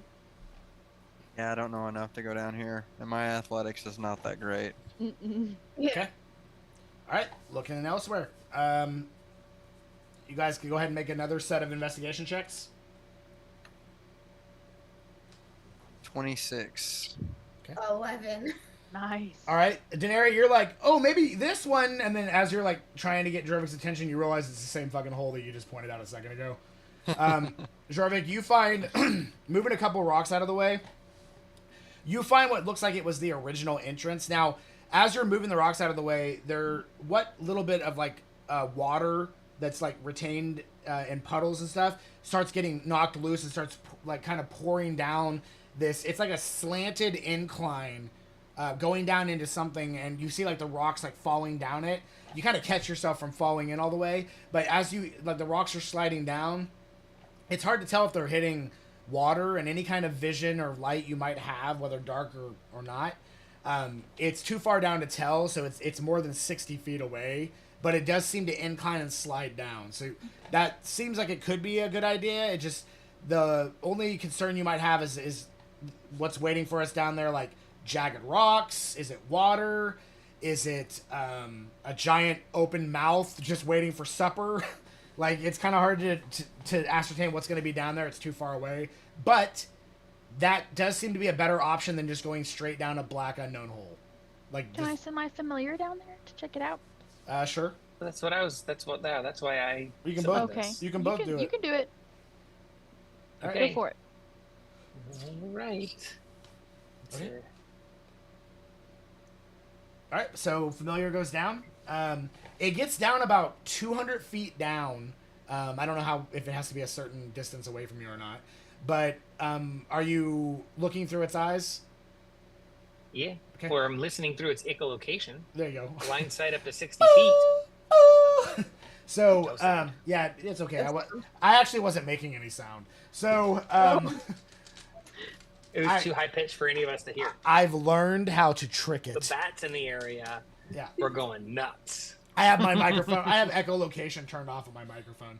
So, it's a feature.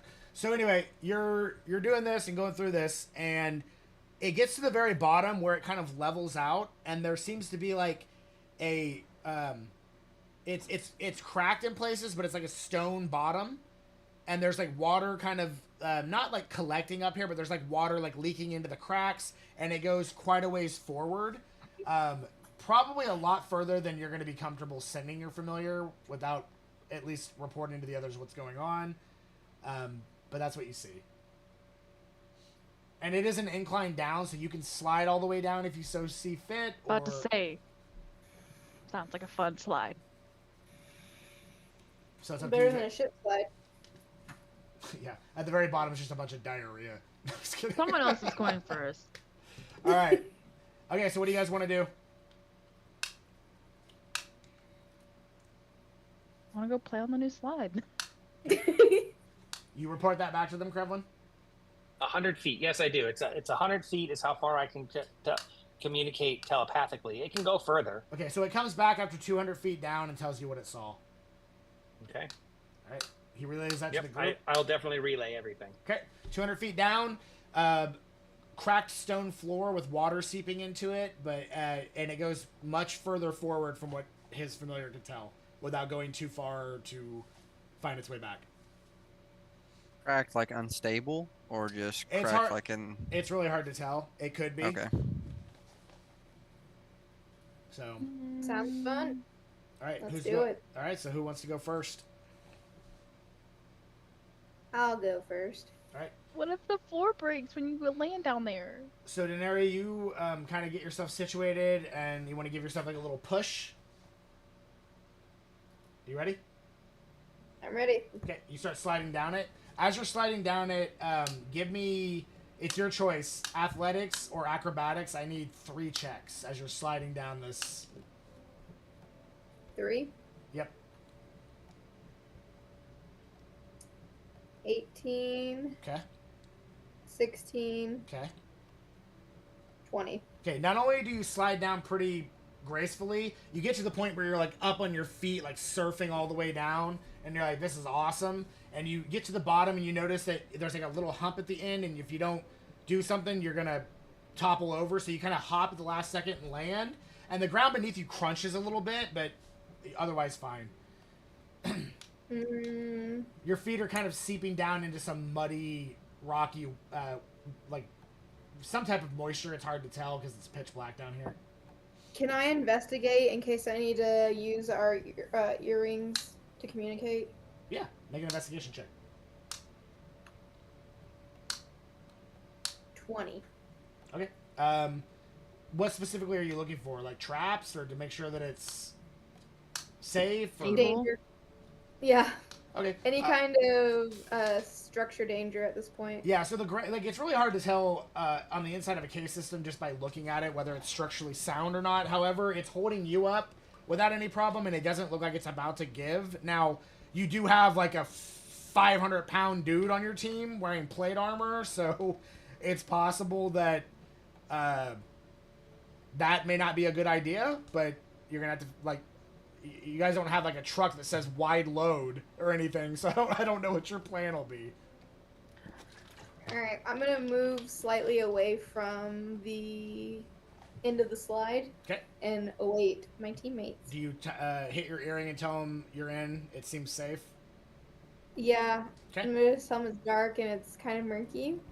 The ground's a little soft, so Rolo, maybe come in a little softer this time, not hot and shitty. It was more like lukewarm and shitty. Ew. Okay, so No, thank you. okay, so yeah, who's next? Sorry. I'll go next. All right. Go, Jorvik. Jorvik, you start sliding down, picking up a little bit of speed, but nothing you're not familiar with. Go ahead and give me 3 acrobatic or athletics checks. All right. 12. A 16. And a 15.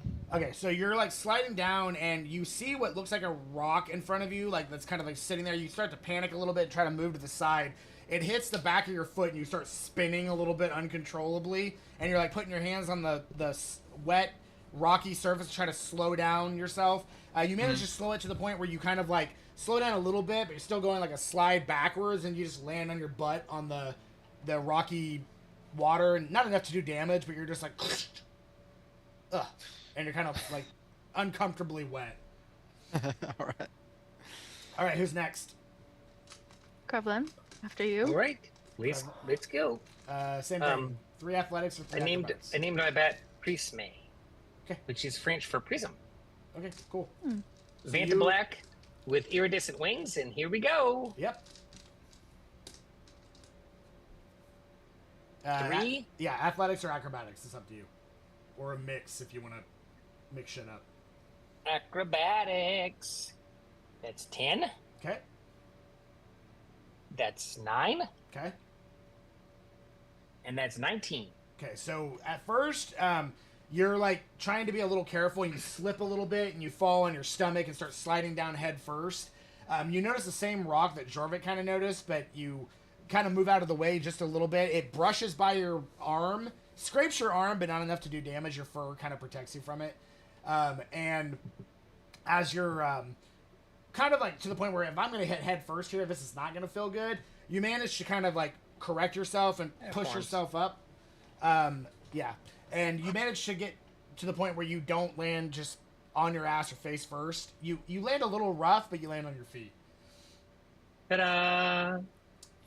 All right. And I'll cast Prestidigitation on myself to clean myself off after the tumble. Of course you will. Olympi, Yeah, that I know how to do this. do you want to go next? I'm gonna say after you, buddy, and give Rolo a shove toward the opening. Hopefully, Fantastic. no, I don't want to hurt him. That's not my goal. As you're like, okay, but you, buddy. He hits his head on a rock. It's knocked I'm a unconscious and little falls. irritated at him. Snaps his neck and he's Just dead. snaps his Sitting neck. on me. And as his face lands, a soup forms underneath shove it. him. Face I don't turns shove to him this- hard Why would would you you do that? Listen, I don't shove him super hard. I just give him a, like, I'm just like, you're after you. He just goes sliding down first with cream of mushroom soup straight down the... No. It's a shitty soup because it's a shitty situation. Listen, that's if he rolls bad. That's not my fault. Okay, if he All rolls right, bad. Rolo, athletics and acrobatics checks. Whichever one's you Okay. want. Listen, I'm not gonna get to the bottom of this tunnel and then have his shitty ass land on me. Okay. I might mean, shit upwards. Yeah, You have you've no already, idea. yeah, you've already got his shit. Why not have the ass as well? No. All right. Okay. Um, Good luck, buddy. 26. Neck just snaps. Stop. That's not what I want. 26. Oh God! And I just And leave the party. 12. they Yeah, never you just see like me again. walk backwards a couple steps and take off in 200 years in the past into a darkness you don't know. Anything's better than 26. admitting I killed Rolo. What? 2 26s and then a You'll 12. be your own great grandmother. So, Oh. Rolo, at first you're kind of like, I don't know about this, but Like from.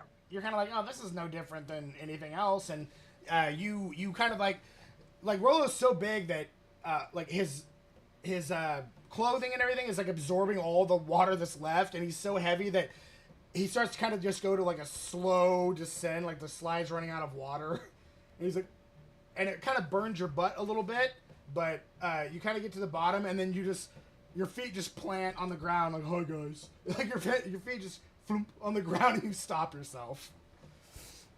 All right, everybody's down. Ahead of you is a darkened path. I did not go down yet. Olympia didn't go down yet. Oh, no, Lindsay took off, I thought. No, you know that I was that All was right, a joke. Olympia, go ahead. Roll good. Okay, well, I was just trying Better to be get, in that 20. I was trying to give you your D&D freedom. I thought you wanted to take off, so that's on me. no, I rolled 2 6s, which is 2 7s, and then 9. Wow. I feel like that's karma. but we're not going to talk about it. Okay. Okay. So, Alenthi, you're just like, okay, well, it can't be that difficult if everybody made it. So you just do like a trust fall. No, I'm just kidding. All right. So, No. like, bam, bam, bam, bam, and then No. soup, ground. All right. Is that what I'll happened? cast No. prestidigitation on her to No, help. She falls Clean her unconscious to the bottom, but you just start cleaning her up even though she's unconscious. Here we go. Very All right, nice. there you go. You're gonna look great at your funeral. Is that how I got down? No, I passed out. So you are sliding down. You hit the rock hard that Jorvik, Oh. and Krevlin didn't quite avoid, but did. You hit it hard. You take I take damage. 1 point of damage as he spins you around, and you're just like spinning hard. You guys see her going, "Why is it always me?" Like I'm coming the down most the. unathletic person imaginable. You see her spinning hard coming down. Does anybody want to do anything? Seeing her flying around down the slide. Yeah, I mean, I'll cast Oh, Feather look, she's Fall on her. flying. Okay, so as she's fine, she's here. You see this like Can I bowl, catch her? you see this bowl of soup start to form, and then as soon as Featherfall hits her, the soup just like dissipates and disappears. No, so yeah, Featherfall slows you way down, and you just kind of like gracefully spinning in place, almost. Hey, at least you're not covered in shit. And then Yes, thank you for pointing out the positives.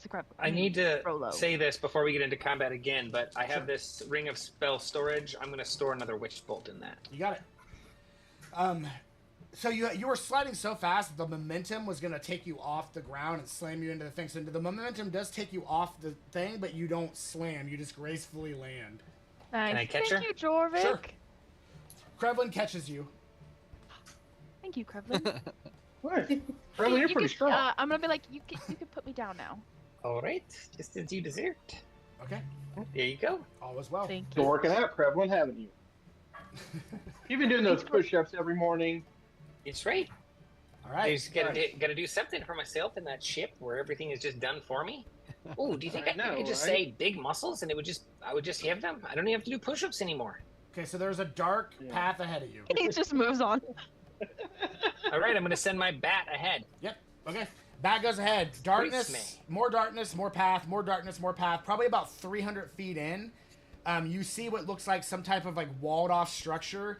This wall, I mean, most of the structure down here is obviously going to be man-made, but this wall seems like it's been more recent than the rest of the environment and what construction you can still see down here. You're not sure what happened here, but this wall has not always been here, and it's not a normal occurrence based on what you can ascertain with your intelligence, which you're pretty smart.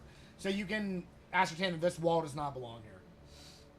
I don't think this wall belongs here. Really, you don't see it.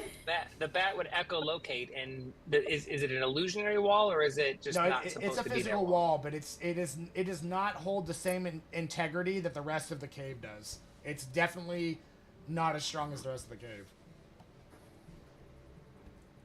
And that's what you see. Okay. You guys gonna head that way? Yeah, let's go. I think we Alright. should head that way. First 100 feet in. I agree.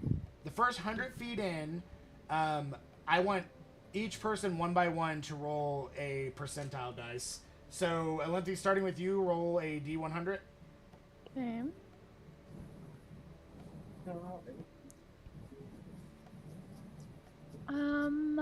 59. Okay. Everything seems fine as you're walking across. Jorvik, D100.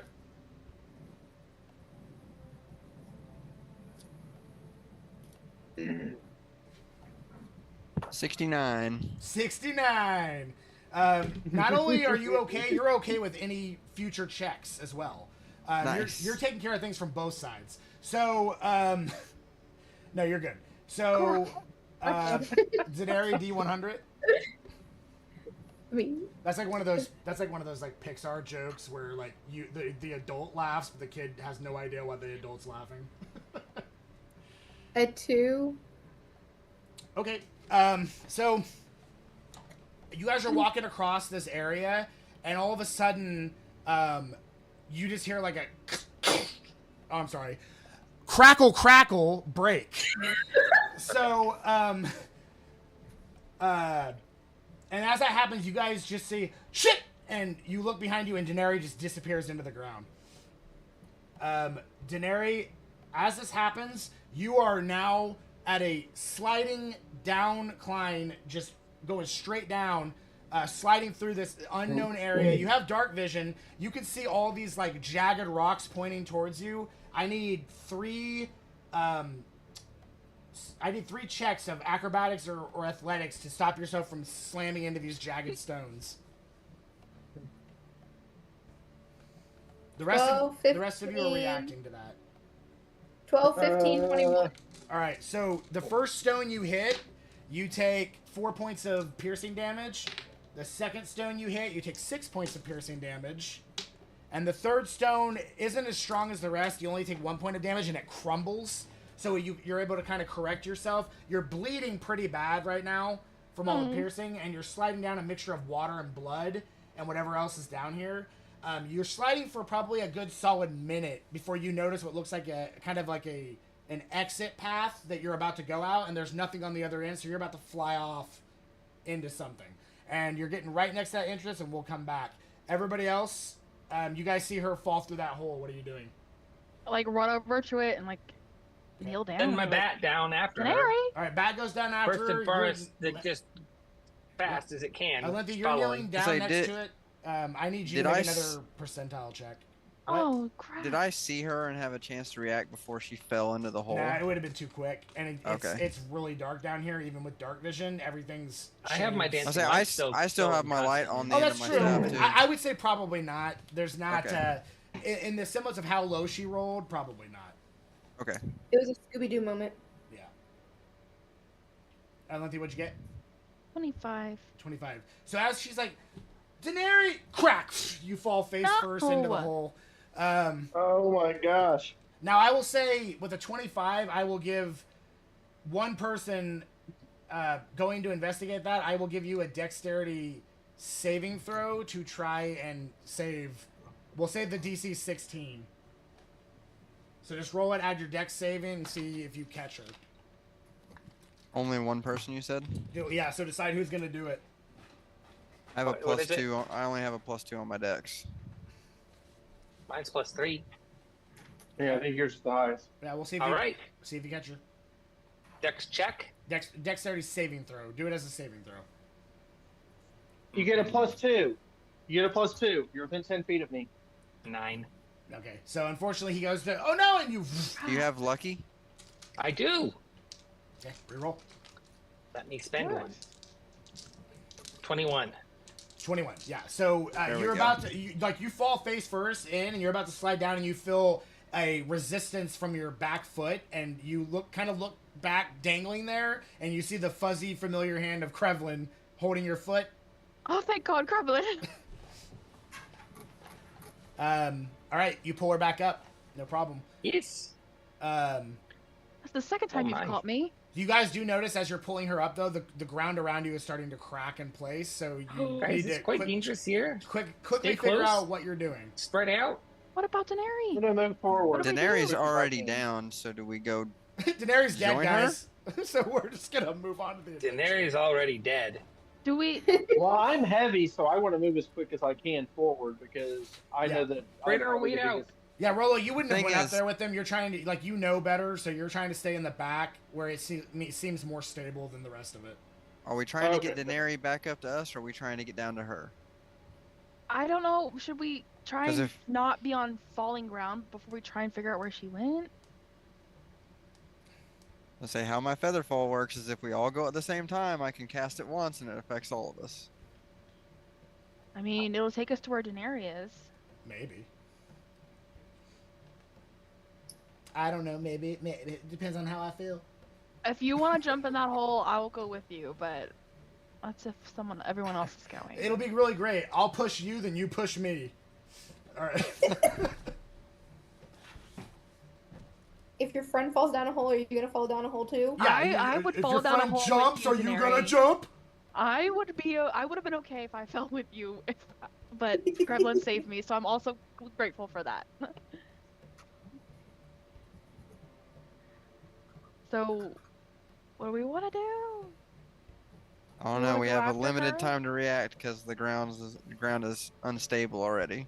Krevlin, do you want to go after Daenerys? Let's go get her. Rolo, let's jump in this hole. Okay. Alright. All right, so as we all go to jump after Daenerys, I'm gonna go ahead and cast Featherfall on the group. Alright. You guys fall much more gracefully. And you're able to, gracefully not hit the jagged stuff. You do start getting down to the point where you see blood, like, mixed with the water, so you know that Daenerys probably hurt. It's less likely that it's somebody else's blood that you just stumbled upon. Daenerys, I need you, as you hit the edge of that exit, I need you to make a dexterity saving throw to see if you catch yourself.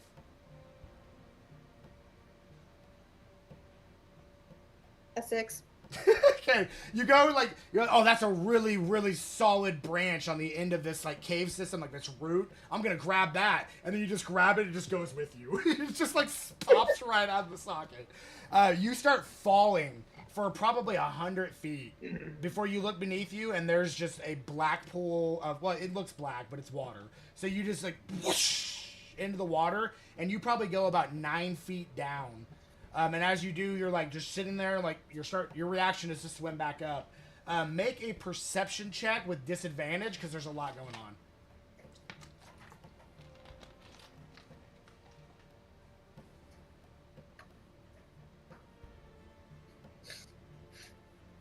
Seven. Daenerys, get it together. You're not like rolling a D10, are you? I'm just kidding. All right, so, so you're looking around and everything, and it's really hard to tell, especially in the water and everything else. But you're positive that as soon as you hit the water and kind of like collected yourself to swim back up, it may just be the darkness in your eyes playing tricks on you, but you feel like you see all kinds of shadows, just like darting in different directions as you're swimming back up. Some of them larger than others. Some of them like your size, some of them the size of cars. Just kind of darting off in different directions. So you start swimming back up, and you get to the top, coming out of the water. Oh, I'm sorry, deep breath out of the water, because you can't do sound effects.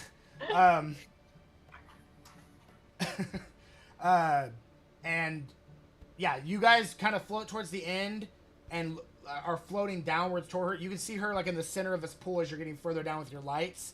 As that's happening, you guys are like floating down towards her. We're just descending like Mary Poppins. Yes. I'm Mary Poppins, y'all! You're descending down, and the lights are lighting everything up around you. And as you guys see that, you see Daenerys in the center, and you see multiple black shadows that look like they're coming towards her in the water. Can I cast Chill Touch to create a small bit of ice? So chill, in the sense of that, Chill Touch is an attack against a creature. I like where your head's at, but it would have to be something that actually creates ice itself, not like a flavor mechanic.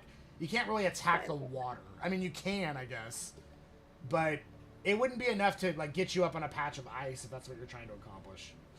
Okay. I always thought of Chill Touch as being like a skeletal hand, and it's more like it's more of a spooky, like it gives you a chill than it is chill as in it's physically cold. Yeah. So it's more, I think it does necrotic damage, doesn't it? It does, yeah. Yeah, so it's the Chill Touch is more like the chill of death, not ice. But I flavor it different ways just to make it fun for people, so I might have confused you with that. So that's my bad. I'll take away one of my DM points. Okay, so... That is your bad. You're bad. Just terrible. All this time I thought Fireball did lightning damage and nobody told me! Alright, so... anyway... The person you're talking to is like, you just sound like a really shitty player. Why would Fireball do lightning damage? Alright, so, yeah. That's what you see. And some of them are bigger than others, and they're coming towards you. Anybody wanting to do anything, tell her anything, react, what? Are we close enough to, like, reach out and grab her? I mean, yeah, you're probably about 50 feet above her. She doesn't see this. Oh my gosh. Well, I'm gonna warn her, like... Okay, go ahead. What are you telling her? We're coming. I'm gonna send my dancing lights down to her. Okay. The dancing lights start floating down towards you. Not necessarily like to her, but like in the water, so that whatever's in the water is illuminated and can be seen now. Okay, so as that's happening and they're coming down, you see what all of them, like as soon as the lights hit and it gives you actual visual of what's happening, not just shadowy blobs from your dark vision. As it hits the water, Denari, you are kind of trying not to take in water, and you're trying to float in place, and you look over and you see what looked like almost like a skeletal hand coming towards you, and as the lights hit, all of them just scatter away in a different direction, and you just hear splashing all around you. You guys see all the shadows darting off from the light. Well, they don't like light, so should we get more light on her until we get down there? I cast light on Denari. Denari, you're lighting up like a Christmas tree. You can't see anything a foot in front of you. Perfect. You're blind! Alright, so... Is there any area that we can see that is not water, like maybe like an island or something like that? Yeah, so as you look further up to the area, it's kind of like a crater in a wall where the water is going, but it's a path to go in a different direction. So it still has water beneath it, but you can tell that you don't know if it's always been this way or if the water has just eaten through it over time or what. But there is a path going a different direction, so your choice is you can go to that path or you can figure out a way to go back up. It's up to you. Should get Denari out of the open water first. Yeah, well, you guys are all going to eventually... Do we have any rope? I'm sure you do. Say we could have Rolo hold on to some rope, throw it down. The thing is, you're feather falling, though, so you're eventually going to land in the water, too. There's nothing to stop you from landing in the water. So if we, slowly move over toward where that path is, or it's kind of, less in the open water, will the lights follow and she can swim that way? She can swim that way if she chooses to, and the lights will follow if Krevlin wants the lights to follow. Denari, follow us in the water. Yeah, they're just, above you. Denari, this way! You're like, fuckers. Follow the lights! Just, swimming through follow the water. Lights! A splash, splash, splash. We're helping you. Splash. Why did you call us fuckers? She did. That's you know what? I turn off my dancing lights. You just hear growl and then a splash and Denari's no longer there. Denari, take 44 points of digestion damage. Ah, perfect. I'm dead. I'm just joking. All right, so yeah. Dancing lights, I assume, follow Denari. Krevlin wants to keep her safe. I'm sure that's his goal. Yeah, I want to keep her safe. All right, so you kind of, make your way towards their area, and as you do, you see what looks like coming up out of the water in the center is like a pillar with 4 paths. 2 of them have crumbled into the water. The other 2 are going into archways, and the whole left side of the 2 crumbled paths, it's just rock and water just everywhere. Getting through that is probably not going to happen. But there is 2 open paths the other direction, although the path does still look crumbly and old. So we're kind of safe for now? You can get up on a solid ground at this point and pull her up to it. The ground in places seems to kind of move a little bit, but it seems sound at the moment. Maybe we should all just get up here and stay still for a moment. I'm not going first again. So I'm gonna try and pull her up. All right, so yeah, you can pull her up, no problem. So you guys have a path going left, and you have a path going right. Looking at it with your lights, kind of in the area, there feels like some type of airflow of some sort coming from the left, and the right is just completely dry and stagnant. Go ahead, talk amongst yourselves. I gotta use the restroom real fast. Talk amongst yourselves to decide which path you want to take. I will be right back. That Dorvik. Yeah. Cute. I like that. I like it a lot. Did you make your little Minotaur suit? I already drew that one. Krevlin, Tried to should we make this. Oh, go ahead. Tried to make this just really close without a Minotaur suit, though. I just gave him basic wizard robes. I didn't know. I didn't know what else. But sorry. Should we each send our familiar down one tunnel, down one path, and see where they lead? Oh yeah, send my Minotaur. So what's your familiar is a butterfly, right? All right. Listen So to me. when we came into the Priest cave, Do not eat the butterfly. so when we came into the cave, did we know what direction we needed to go? There was only To one path. There was the only one. This is our first time that we have a choice. We really had absolutely no feedback on this whatsoever. Scala just said down. She said it was just underneath. Yep. Okay. So we have two opposite directions that we can go. So we can either walk in the direction we're gonna of send the. our familiars in either direction to see which one might be the better path. Okay. I think, but Ryan has to be here to explain that to us. So. Yeah, our my familiar. You can see through the eyes of your familiar up to 100 feet away. You can command your familiar to go further. Oh no. My iPad is gonna die. Uh-oh. It's on the charger. I hope it doesn't die.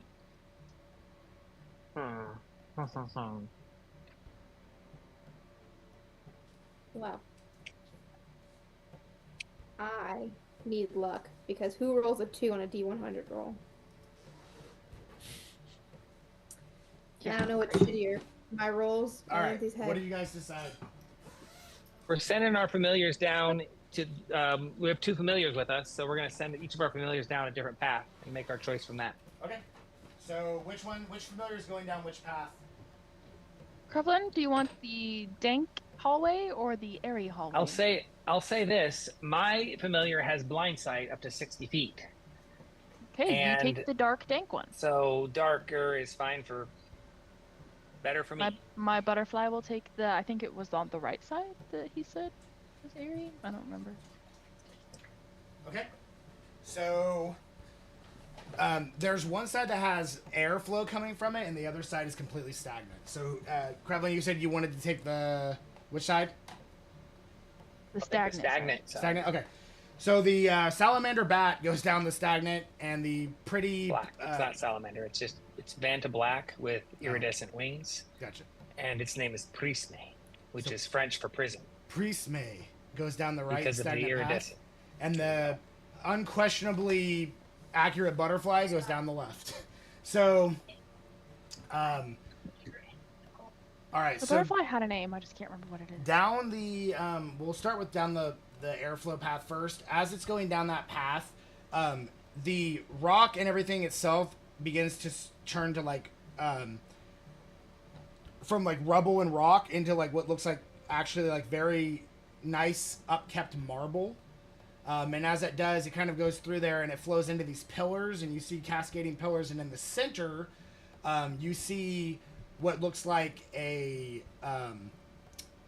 almost like a fountain, but there's no water or anything in it, and there is just a kind of like a little almost bowl in the center, and there is just this huge like unmistakably little beam of light that's kind of like coming through and hitting that one little spot.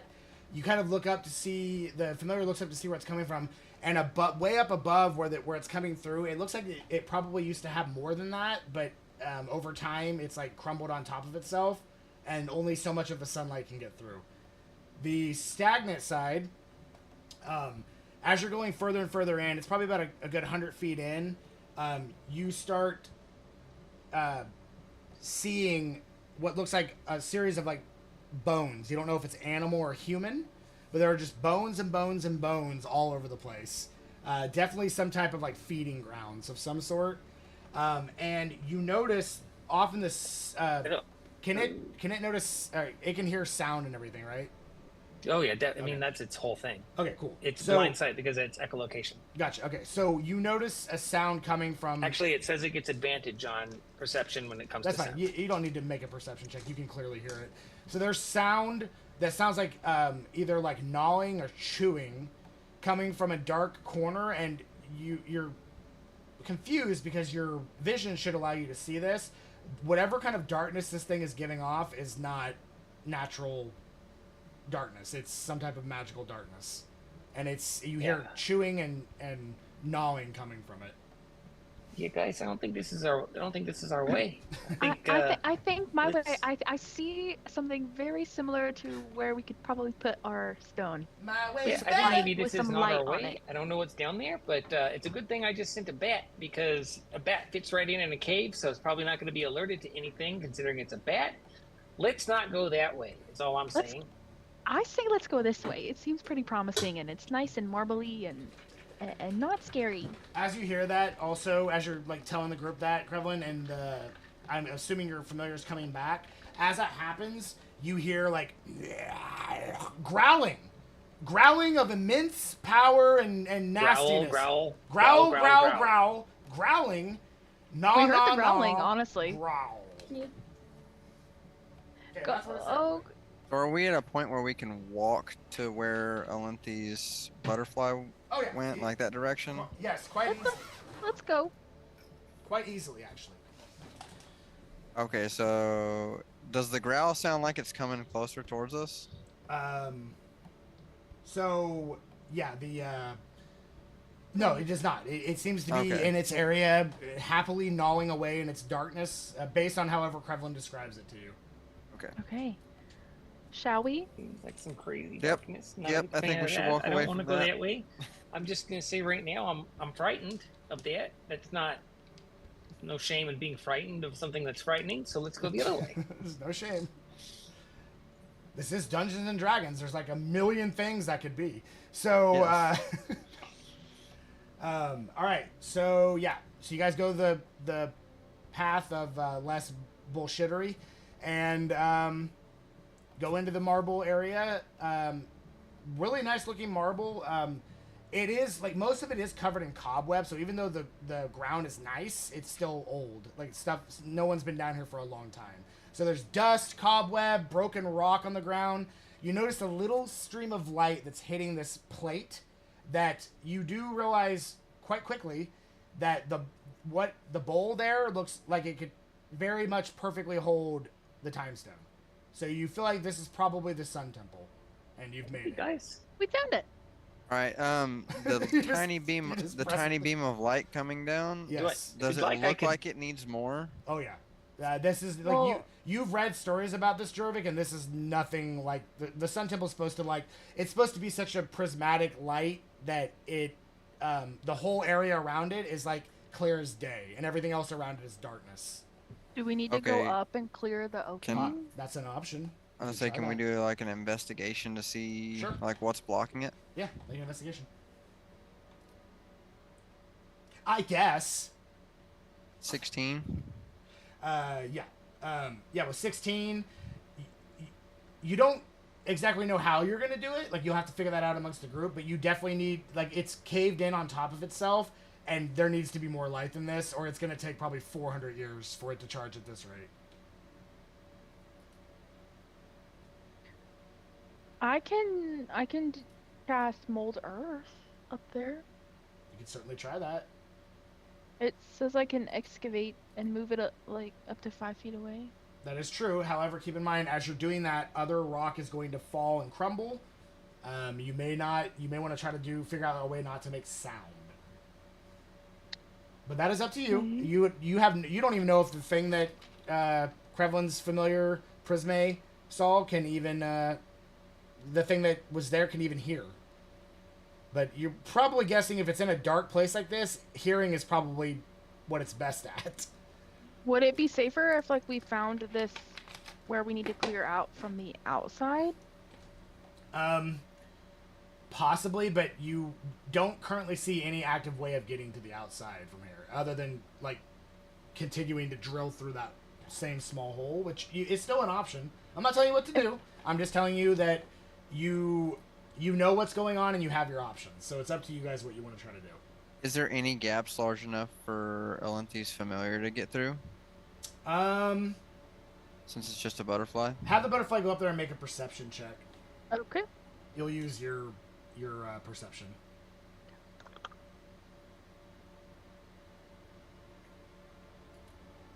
$22. 22. Yeah, so one of them, you can get somewhat in there, and it's probably about a good solid 6 feet through when you realize that there's almost about 6 foot worth of rock on top of this. So getting to the outside with your butterfly is probably possible, but any of you getting through that from the outside doesn't look like it's going to be possible unless somebody can come up with something real creative. If we could get prepared to leave quickly enough, we could just give it a big boom and then get out of here. Yeah, but where are you going? Back to the Scala. Back to the water and air. Well, the thing is, Scala can't portal you out from here. You got to be on the outside, so you're gonna have to figure out a way to get out. Through the hole that we make. If she could get you out of there, she could have got you in there. Yeah, so we're just gonna go outside through the big hole that we make, okay. And then she can.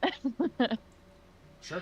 I don't know, guys. It's up to you what you want to do. So did you say it's only 6 feet of rock blocking it? It's 6 foot of rock at least. That's as far as the familiar could get in. So it counted at least 6. There may be more, but it can't get past that. There's not enough. I didn't get all the way through. Yeah, there's not enough. There's not enough crevices or anything to get through to see where it's coming from. Even like the one little bit of sunlight that's coming through, a butterfly can't. So the one little bit of sunlight that seems to be coming through seems to be cascading from multiple cracks. Some of them are too tiny for your butterfly to fit through.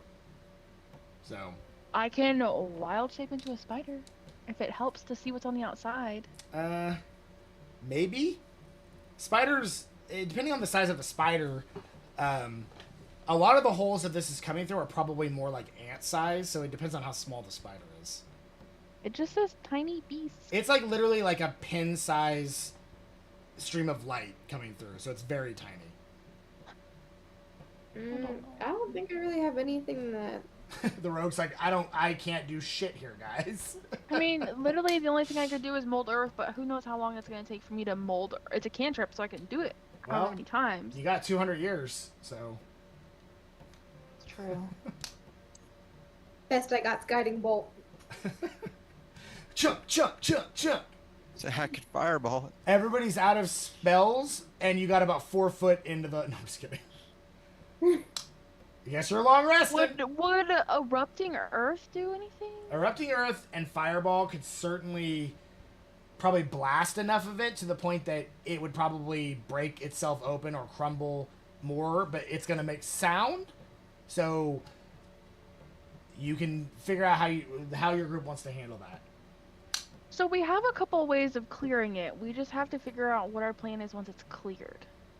Yes. How to do it quietly. I'll just put fireball in quiet mode.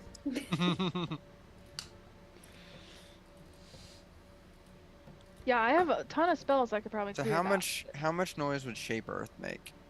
If you did it slowly, I would say I'd make you make some checks, and if the checks are good, none, and if the checks are bad, some, and if they're real bad, a lot. I'd say it'd be Arcana checks while you're using it.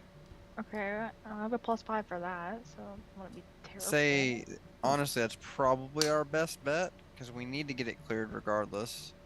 And the only other way around is through the scary tunnel. I guess. I'm going to reach into my pocket, and I'm going to pull out the Flame Tongue Longsword. And it says that I can ignite it, and it has bright light in a 40-foot radius to help us see better what we're doing. All right. Yeah, so I would say with molding earth and that going, that would probably give you... I would give you advantage on your checks, depending on who's doing it. Okay, so should I just start mold earthing some of this away? If you're the one that wants to do it, you're +5 to Arcana. Jorvik, what's yours? I don't have mold earth. Well, oh, okay, never mind then. So yeah, it would have to be you, Elenthi. But you're getting advantage because of the light from Krevlin. Okay. So I need dice. It's gonna take the better part of an hour to do this, and I need 6 checks. While she's doing that, can I do like a short rest? I'm looking, I have some bombs. Do you have Arcane Recovery? I do. Okay, yeah, go for it. What? My first check. Oh, sorry. I have some bombs. Just in case you guys think this might be useful if this doesn't work, just remember I've got some bombs. Do bombs make noise? Yeah, they make a lot of noise, but in case they also make big holes real fast. They do. So real fast. It's I can do it's a like lot of things that make the hole big fast. It's like 100 mold Earths at once. We're trying to be quiet. All right. My first check was 22. Okay. Second check. That was a natural 20. Okay. Without. Nice. So that was technically 24. I heard that works. All right. 19 plus 5. Okay. 24. 24. I'm keeping track just in case I forget. Yeah, you're good. You're good. That's 19. Okay.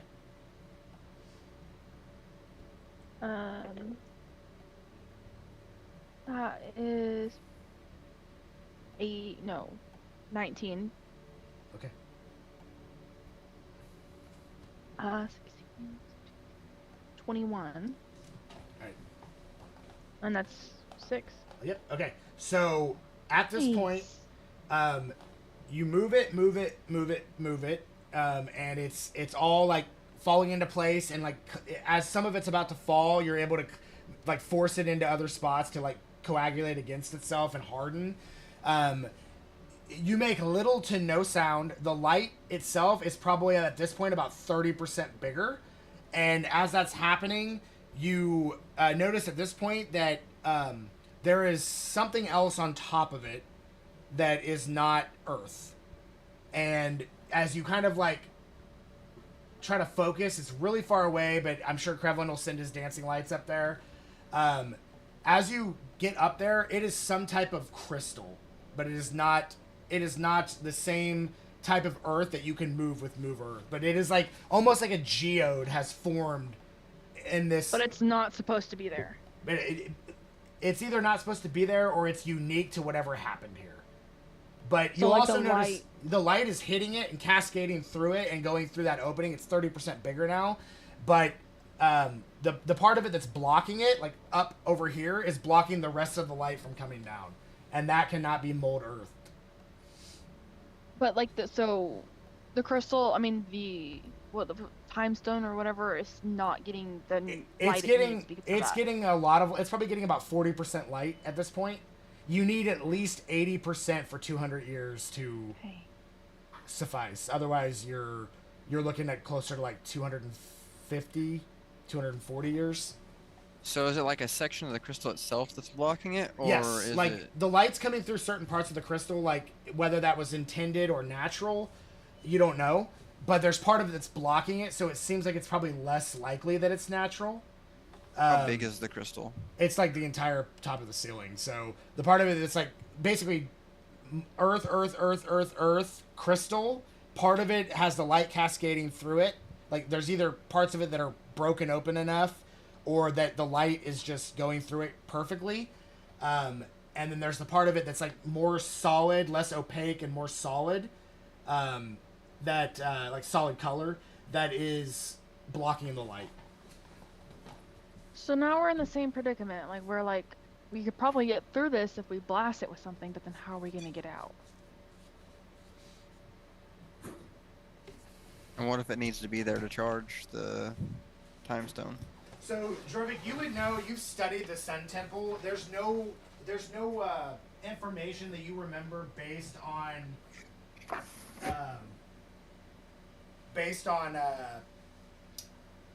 the crystal being there, or that you need it. So you don't think that's part of it. Okay. It's definitely something that's happened over the last bit of time. So we would have to get out by going up through whatever hole we create. Do you think? I mean, I don't think we can go back up the slide. It's true. So no one has any way of like getting us up there?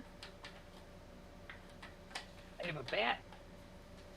The only thing that I could use to get myself up there would be like I could maybe Misty Step, but I don't even know if I'd be able to see way too far. Yeah. I also have Misty Step, but I have only too much distance. Yeah, it's 30 feet. Yeah, Misty Step's 30 feet. So.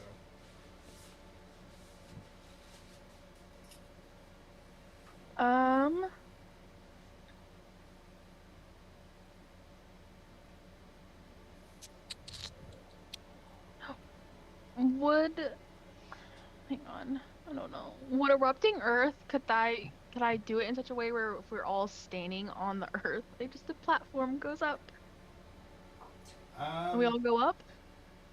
Possibly, but it would be without having like full manipulation of it, it would be almost impossible to be able to control like whether or not it smashes you into the ceiling.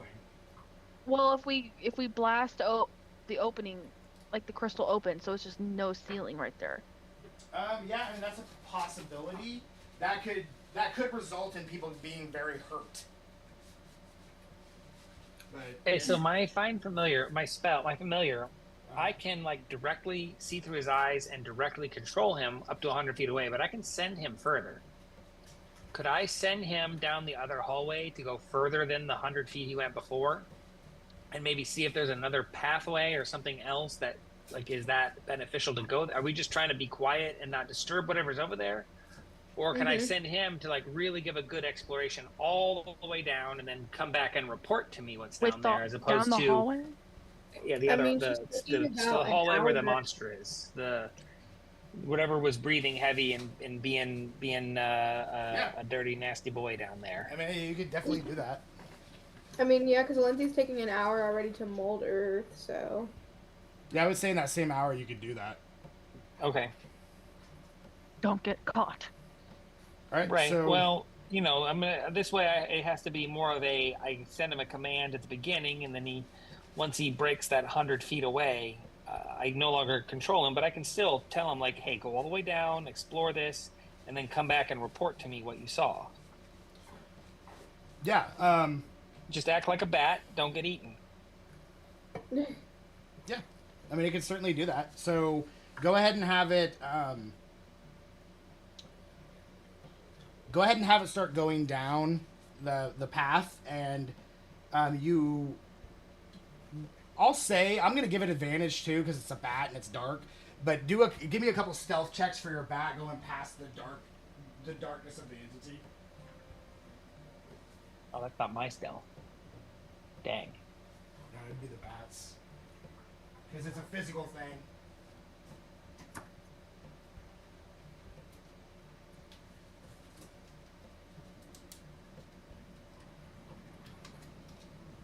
He has...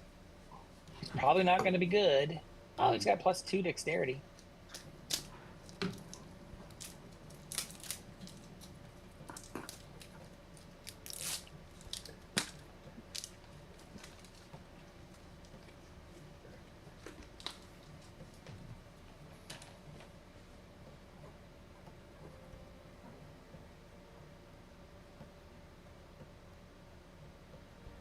It's a 9 and a 17. Okay. I don't know. You said a couple of stealth checks. Yeah, I'm that's not fine. sure. 2's fine. So, you seem to sneak past it with no problem. And Does he see what it is? Nope, it's covered in darkness. So, some type of magical darkness.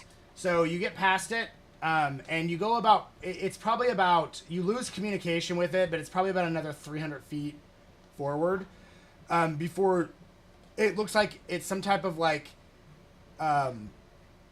almost like a muddy where it goes from like rock to mud, and then you start seeing roots, and it seems like it's gonna, the further you go up, it's eventually gonna probably come to the top of an exit, because you see plant roots. So seeing the plant roots tells you that there's trees up there somewhere, and that they are probably within, I don't know, a couple 100 feet probably.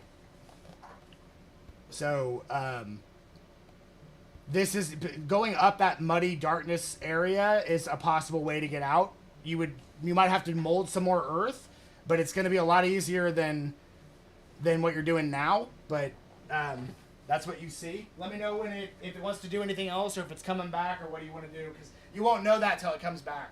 Right, I won't know that till it comes back. And what I told it is to explore as far as it can, and then come back and report. Okay, so that's about as far as it can go, and that's about as far as it can go at this point.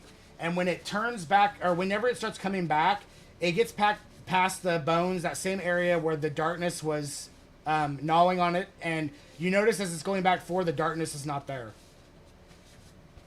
Oh yeah, that definitely is going to be in its report. It comes back around the corner to you, and you start seeing all your friends again. You have mental connection with it again, and it's back with your group, and it tells you everything that it saw. Okay. Well, it's a very good Priest May. Yes, it is. Here, you want a little snack? I got a little snack for you, Priest May. A little bug? You want a little bug? There you go. Good Priest May. Who gets a good little snack? Pet noises, pet noises, pet noises.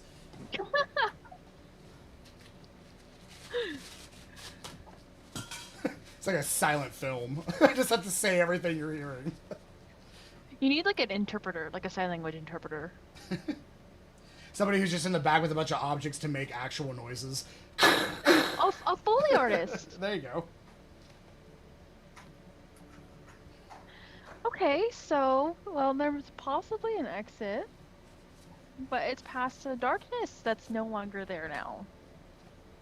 Yeah, that's kind of troubling. Guys, there was supposed to be a monster there. Now it's gone. Looks like maybe and like gone. So was there anywhere that the monster could have gone, like that the bat would not have passed on his way back? Not to the bat's knowledge. So where the heck could it have gone if the bat didn't run back into it?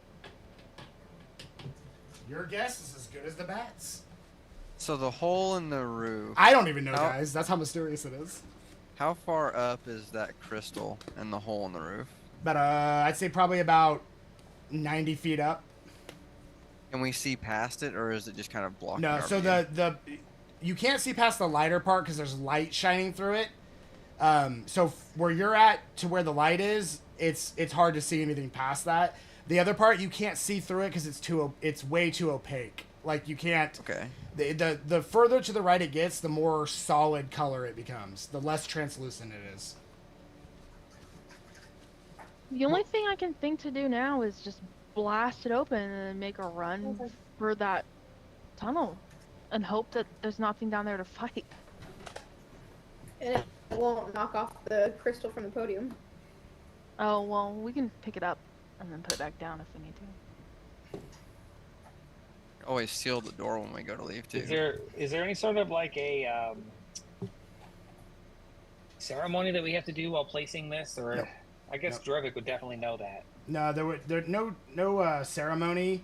So I can just put it on here, right? It yes, just needs to be here. Correct. 80% it...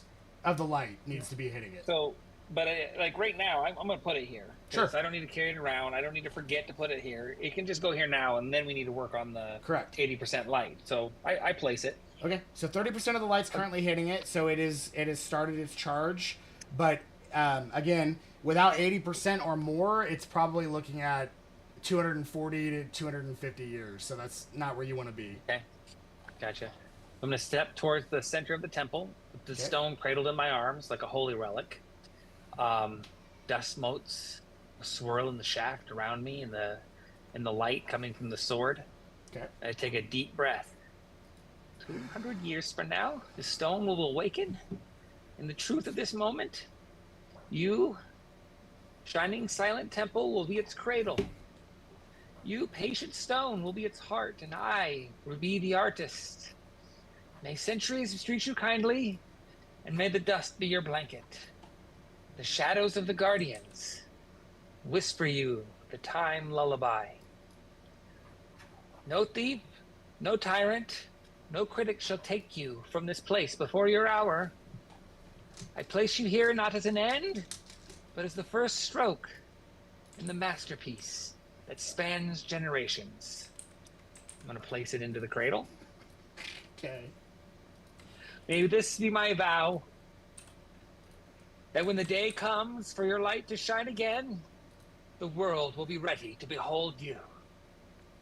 Krevlin, Rest, my stone. Okay, And then take a step back and bow deeply. I said you're not gonna fuck it next, right? No, I'm just kidding. I'm just joking. Not Krevlin's stone at all. No, I know, I'm just joking. So, what I need you to do actually for me though is make a perception check. This is like that Doctor Who episode with the Pandora's box. I've only ever seen Tenet's 15 episodes, so I probably haven't seen it. 15. As you finish this and you place the stone and feel accomplished, you guys notice the darkness that your familiar saw, Krevlin, is sitting at the entrance of the cave that you guys are sitting in here all talking, and it's just like sitting there, rustling in place, like smoke, just sitting there, just and coalescing. Yes, and you do hear like grumbles and growls. We heard that. We heard that. So that's what you hear. It's just the high pitched stuff we can't hear. Okay, so I'll do all of it. That's what you hear. And the smoke itself is probably about the size of like a pickup truck. Did you like my ceremony? Did you like my speech, my ceremony? We put your stone in here for you. There's no response. Will you guard the stone for us? No response. Will you be our guardian? Please be the guardian of the stone. Make sure nobody takes our stone. For 200 years. The light off of Krevlin's sword doesn't do anything to the shadow. The light itself does not penetrate the darkness, if that's what you're asking. Okay. No, it's that the light makes us able to see it better because the light now ends, it's now outlined. Yeah, you can see the shadow better. You just can't see anything past the shadow. You can definitely see the shadow. It's just you can't make out any physical features. Staring it's at just us? smoke. Just sitting there staring at us. Nothing. Possibly. It could just be lost and have its back turned to you and it's like, where do I go next? Like, you don't know. Because all you see is smoke. Guys, I'm lost. Maybe it's a nice smoke. There's two caves, nice darkness. and I think I picked the wrong one. Just like, it's a nice darkness. Like, if you're approaching a stray dog, like, it's okay. Yeah, that's the thing. It's probably some nice darkness. So can I use detect magic? Yeah. Creature of shadow, you understand patience and beauty? As you say that, please, we ask of you. Oh, go ahead. This stone is no trinket. It is a seat of power, resting. Please, for 2 centuries from now, we will return. Give me a second.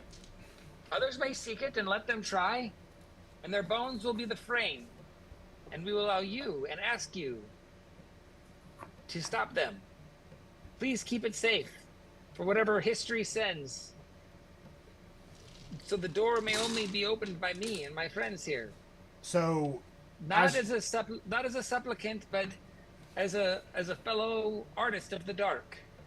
You see, as you're talking to the darkness, you see what looks like a shadow hand kind of come out of it and grab onto the side of the the marble wall that's kind of mixed with some of the stone before it actually completely changes over to marble, and the shadow quickly starts climbing up the wall and going around the area of the 30% of the light that's coming through, like it's trying to stay as far away from that as possible.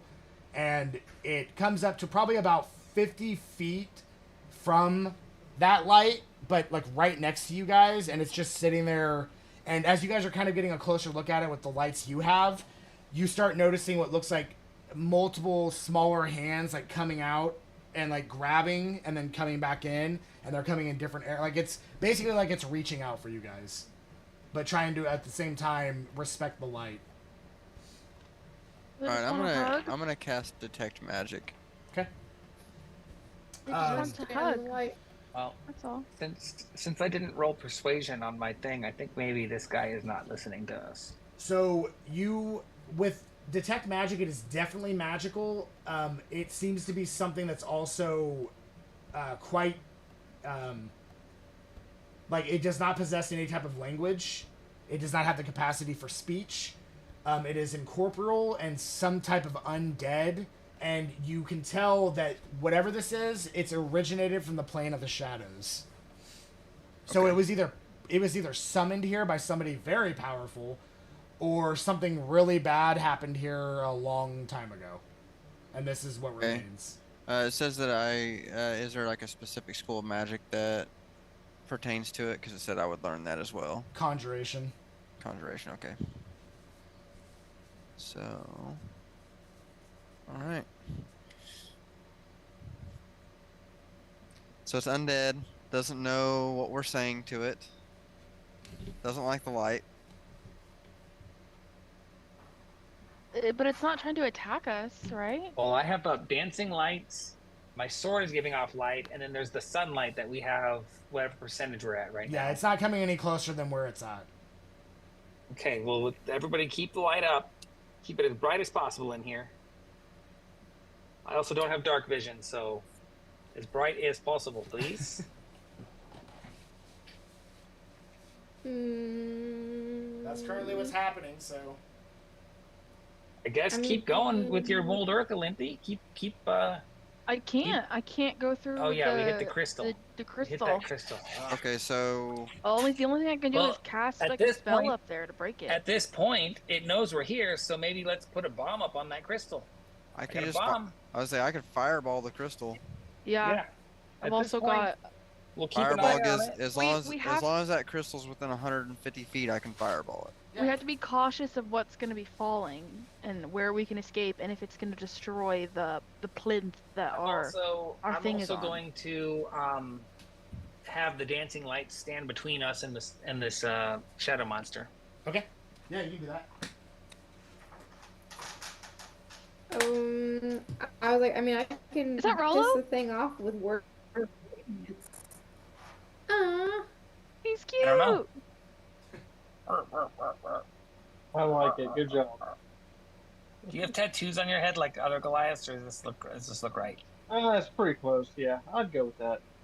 I don't usually use a sword, but I have a sword. I use the glove thingies, but I can use a sword. I looked it up on your character sheet, and you had a couple of swords, so I gave you a sword. Yeah, I have swords too. Yeah. No, you're cool. It looks awesome.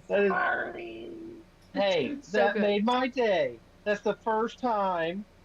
Embrace it. Garrus, even before Krevlin, threw me a picture, so that's awesome. It kind of looks like Uncle Fester in warrior armor. Yeah, Krevlin's the only thing says and Uncle Fester is the coolest. So it definitely has Space Marine influences. Yeah, I think that too. Warhammer influences. So, are we blasting this? Are we blowing the roof off this place, or? We think that's the best plan. Raise the roof. I think that's the only plan we really have, so we might as well. And then just book it for that tunnel? Book it. Well, as long as we have light, it seems like that thing can't get close to us. Truth. Okay, so should we? We want to protect ourselves from falling debris. Yeah, that would be. And the time stone as well from falling debris. It's true. All right, so what's your plan of action? I don't think I have a good spell for that. Well, also, I'd like to place the dancing lights in between us and the shadow monster. I don't know if it helps. Like, it doesn't seem to like light, so. So as you do that, it does retreat backwards a little bit more to cover the distance that it's comfortable between you and the lights. Okay, so yeah, just if something happens that makes it want to like lunge at us, I'd like just the dancing lights in between us and it, just for sure, just one last little like slow it down. You got it. If it's powerful enough to if it decides it wants to go through it, but hopefully it'll slow it. Okay, yeah, you can definitely do that. Give me another sheet of paper.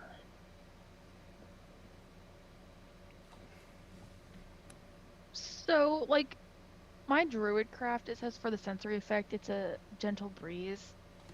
But could I possibly, like, blow debris out of our way with something like that? Probably not if it's just a gentle breeze. You'd have to have, like, gust. Yeah. I don't have any cool spells. I was like, I don't really have anything. So, Rolo, if you want to stand over the time stone with your shield and kind of like stop debris from landing on the time stone or something like that, you guys could try to do something like that. Yeah, we could. That would be. You'd have to make some. You'd have to make some strength checks. I mean, it probably wouldn't be anything you can't handle. unless you nat one. But That's a good plan.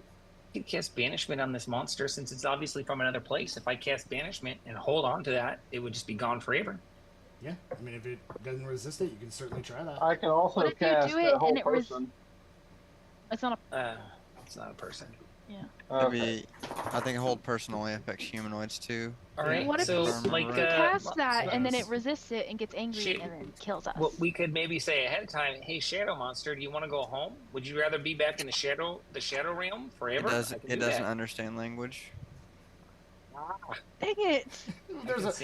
What if Ryan would have forgot? We were this close. I can send you to the shadow realm. Or you could just send him home and then he'd be like, "Oh yeah, I'm happy." As it starts to move, kind of like look for pockets of darkness that it can get closer to you in, you do hear like, it sounds like whispers. It's not a language. It sounds like whispers, but you don't know if it's actually trying to whisper or if it's just repeating things that it's heard. Yes, I'd like to be sent back to my shadow plane forever. Do you speak Shadowese? Oh, let's check. Oh yeah, that's one of my languages. There actually is a language called Shadar Kai, and let's see, what is the other one? And then the language of the Shadowfell, but and Umbral, Shadowese. I was joking, but that's actually a language. Shadowese. Did it say that? Yes, and then Shadow Tongue, Dark Dialect, Downsiders Can't, and Shadar Kai. But it does not speak any of those. Those are just the languages of Shadow. That was crazy, right? Yeah. Some type of shadow monster or shadow beast of some sort. Okay, y'all. Okay. Are we gonna have Rolo protect the stone? I'll have Rolo protect the stone. I'm gonna keep the lights. You have dancing lights too, right, Drovik? I don't have dancing lights. Oh, I have light. Light. And it's a cantrip, so you can put it on a rock, throw it, and if it moves, you can throw another rock and cast light on that. Yeah. Another weather sensory effect I can do. It says it could manifest as a golden orb. Does that mean it gives light? Not really. I wouldn't think so. Well, then what's a golden orb? What does that mean? Golden, and it's an orb. Yeah. You might be able to oh look, a golden orb, and then he falls off of the edge. I was thinking more like a sun. I was thinking more also gonna greed. I'm also going to keep banishment ready. Okay. Because I like the idea of banishing it and sending it back to the shadow realm, and if I banish it, sure, and then it's gone. All right. I can hold on to it, and it would just be gone into its shadow realm forever. Yeah. If things go bad, there you go. Everybody's got what they plan to do. Jorvik, should we do that first? Should I banish it, and hopefully it banishes, and then you can shoot the thing? Well, if the room is cascaded in light, then it shouldn't be able to attack us. Do it at the same time. It's up to you. Do the fireball and the banish at the same time? Yeah. Oh. All right. All right. So go ahead and roll the damage for the fireball, because the fireball just happens. The ceiling cannot make a dex save, so it just happens. Say, oh man, no save for me? Shut up, wall or ceiling. Looks like 22 damage. Okay. You just do it at level 3? Yeah, I just did a level 3. Okay. So, cracking and loud banging noises. So it, you slam it up there and it smashes into and the whole entire top of the ceiling starts to cave in and fall, and more lights cascading through. Giant chunks of crystal are flying straight at the time stone. Rolo, I need 2 strength checks to get the 2 biggest chunks from falling onto the time stone. Let me see. I would say you could do athletics if you want to, if it's higher. I can do it. Okay, awesome. I will take that because I know my athletics is pretty high. Yeah, this is more or less squatting. You got this.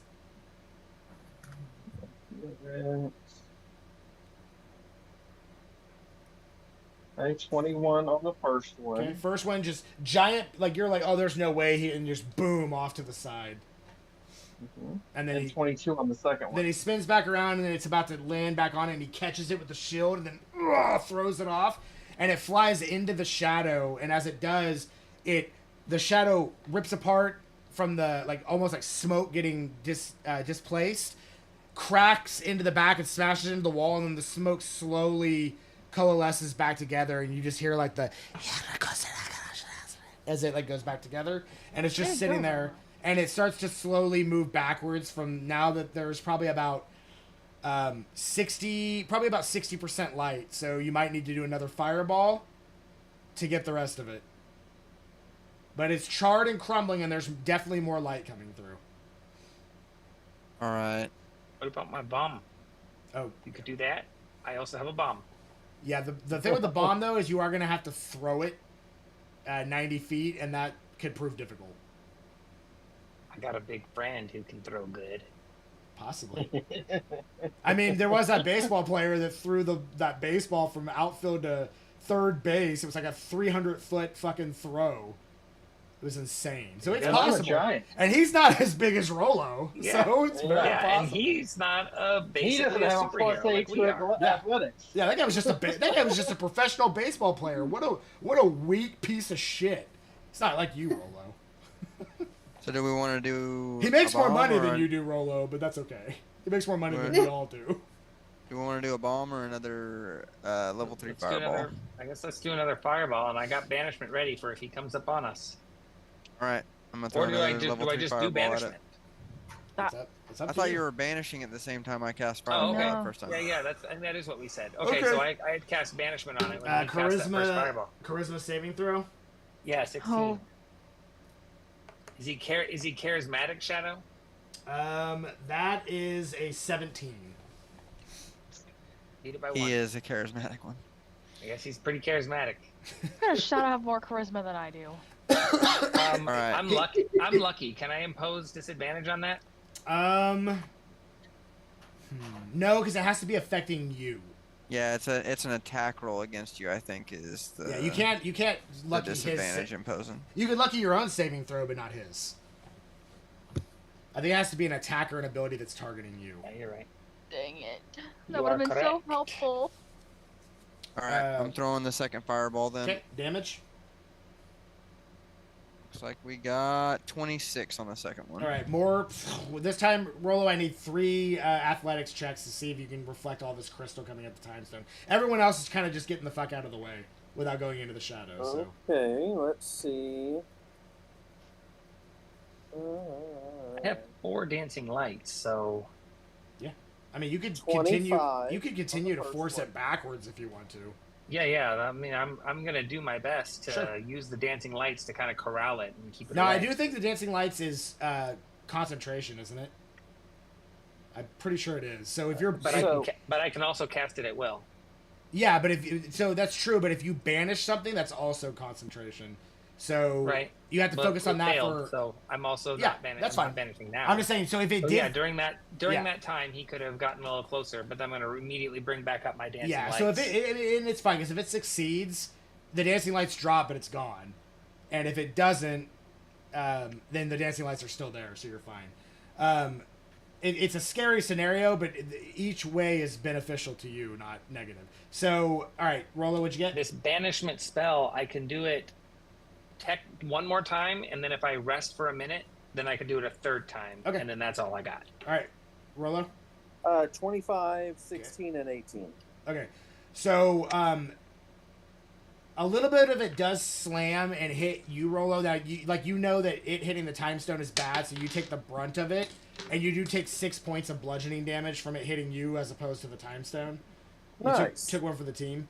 The rest of it, you reflect or it safely misses the time stone. At this point, you now have well over, I'd say probably about 86% light. So it's up to you if you want to now try to find a way out of here, or if you guys want to not risk anything happening in the next 200 years and just bust that bad boy 100% open. It's up to you. That's what I vote for. Yeah, I think we should probably do it. I would roll a percentage on whether or not based on how much there is. So it'd be a low probability, but there's like a 30% chance that it could lose that 80% in a 200-year period. So yeah, I think all or nothing. The more if you do 100%, there's absolutely nothing aside from a man-made situation that can affect the absorption of that sunlight.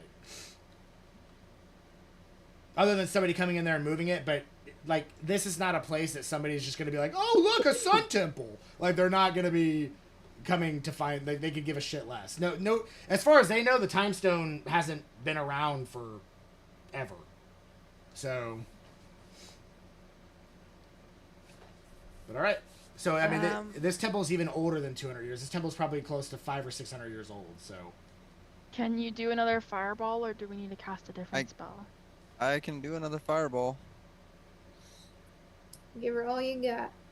All right, I'll just to be sure, I'm gonna do a level 4 fireball this time. He's gonna be like 17. It's like, Jesus, man, you really got gypped on the level 4 fireball.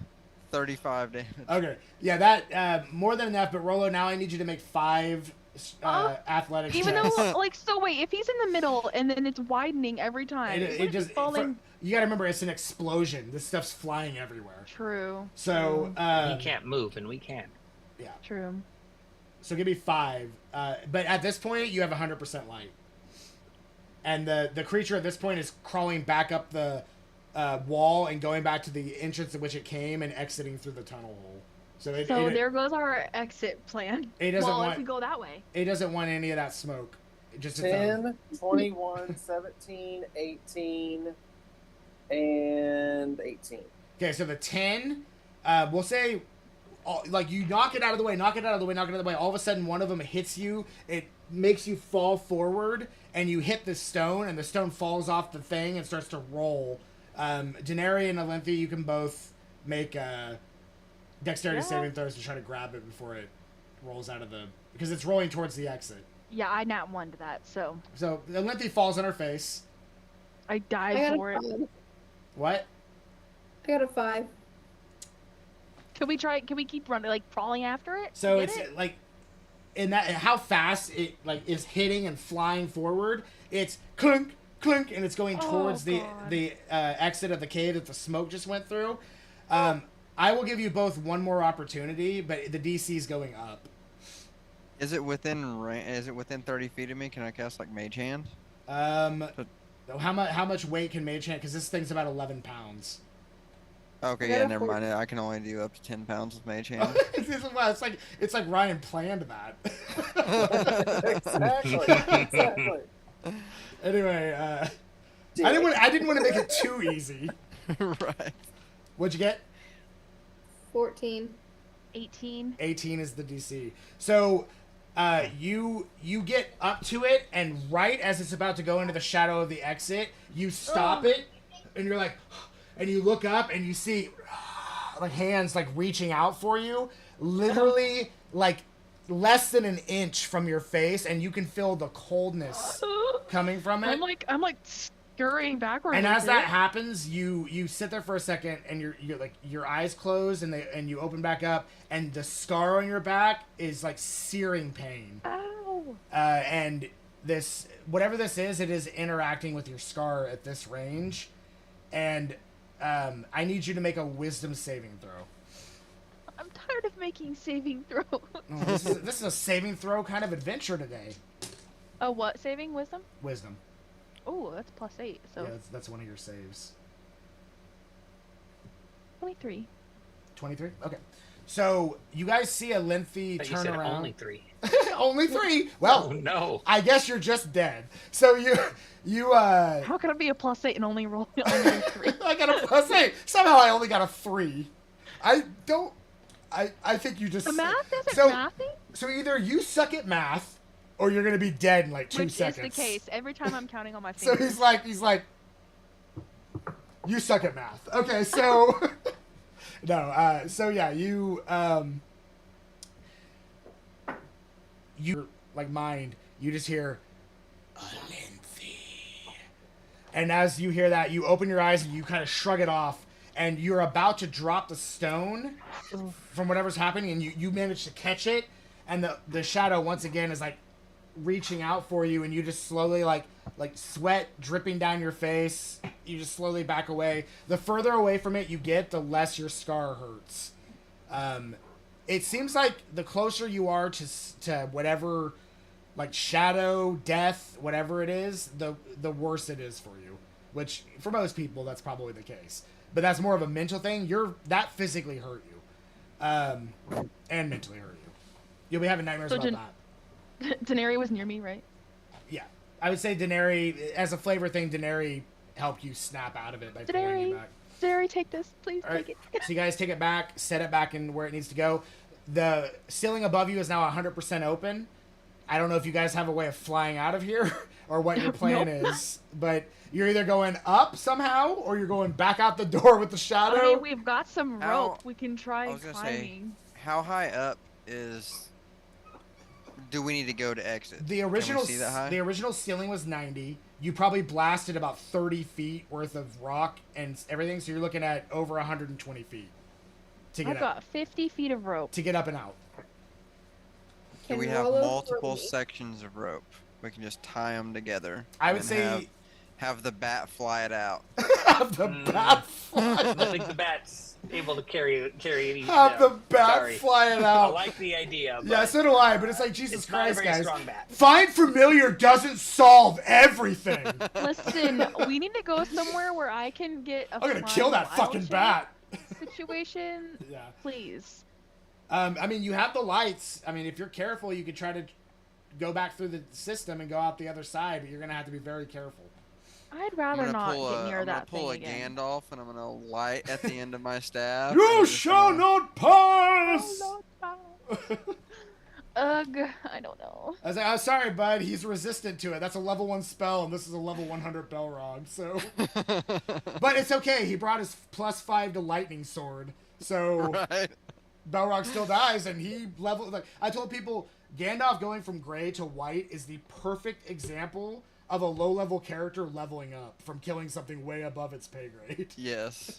So, he leveled up. So, anyway. But yeah, no. Those are your options. Either figure out a way to go up and out. I can't believe amongst the entire group of you, nobody has fly. I do. Oh. Do you need to rest? No. I mean, unless we want to... Yeah, I do. I definitely have it. You can fly the rope to the top. We can climb out. Or he can cast fly on everybody. Oh, wait, yeah. You cast at 5th level or 4th? I forgot. You've done that before. So how many people can you get with 4th? Because it would be... One additional for every slot above 3. And above... Okay, so 2 people? So just me and one other. All right, so everybody else is going to have to stay. Sorry, guys. So he can't fly back up and down? I picked you. We're going to have tryouts. Let's say, if we had enough rope, we could have him fly up with Rolo, and Rolo could pull us up with the rope. Yeah. And also, I can wild shape into a spider, so I weigh nothing. Okay, so let's say I would allow... Oh, never mind. I would allow Alenthi to wild shape into something to ride with somebody, so that would get 2 people. I would say, let's just say, for the sake of brevity here, that all of you have at least 50 foot of rope. Okay? So, I do. We're looking at 250 feet of rope. So, I would say that is more than enough if you tie it all together. However, there's going to be 5 points in which you have to tie this, and I need whoever's doing this to make 5 survival checks to see how well this rope is tied together. I have a +4 to survive. And then we're going to do climb checks. See, for me, because I can fly. Correct. This is what I live for.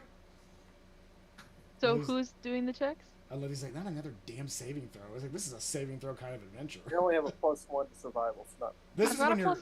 How much weight can Rolo carry while he flies?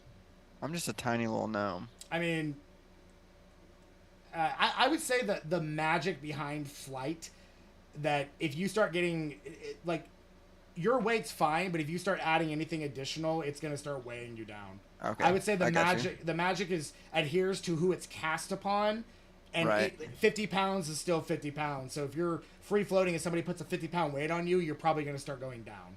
Right. Okay. I got you. That's the easiest way to do it, because otherwise Rollo could just fly everybody out of here. You could just Peter Pan everyone out. So, and I don't think I was imagining. I don't think that's how they intended flight to work. So Right.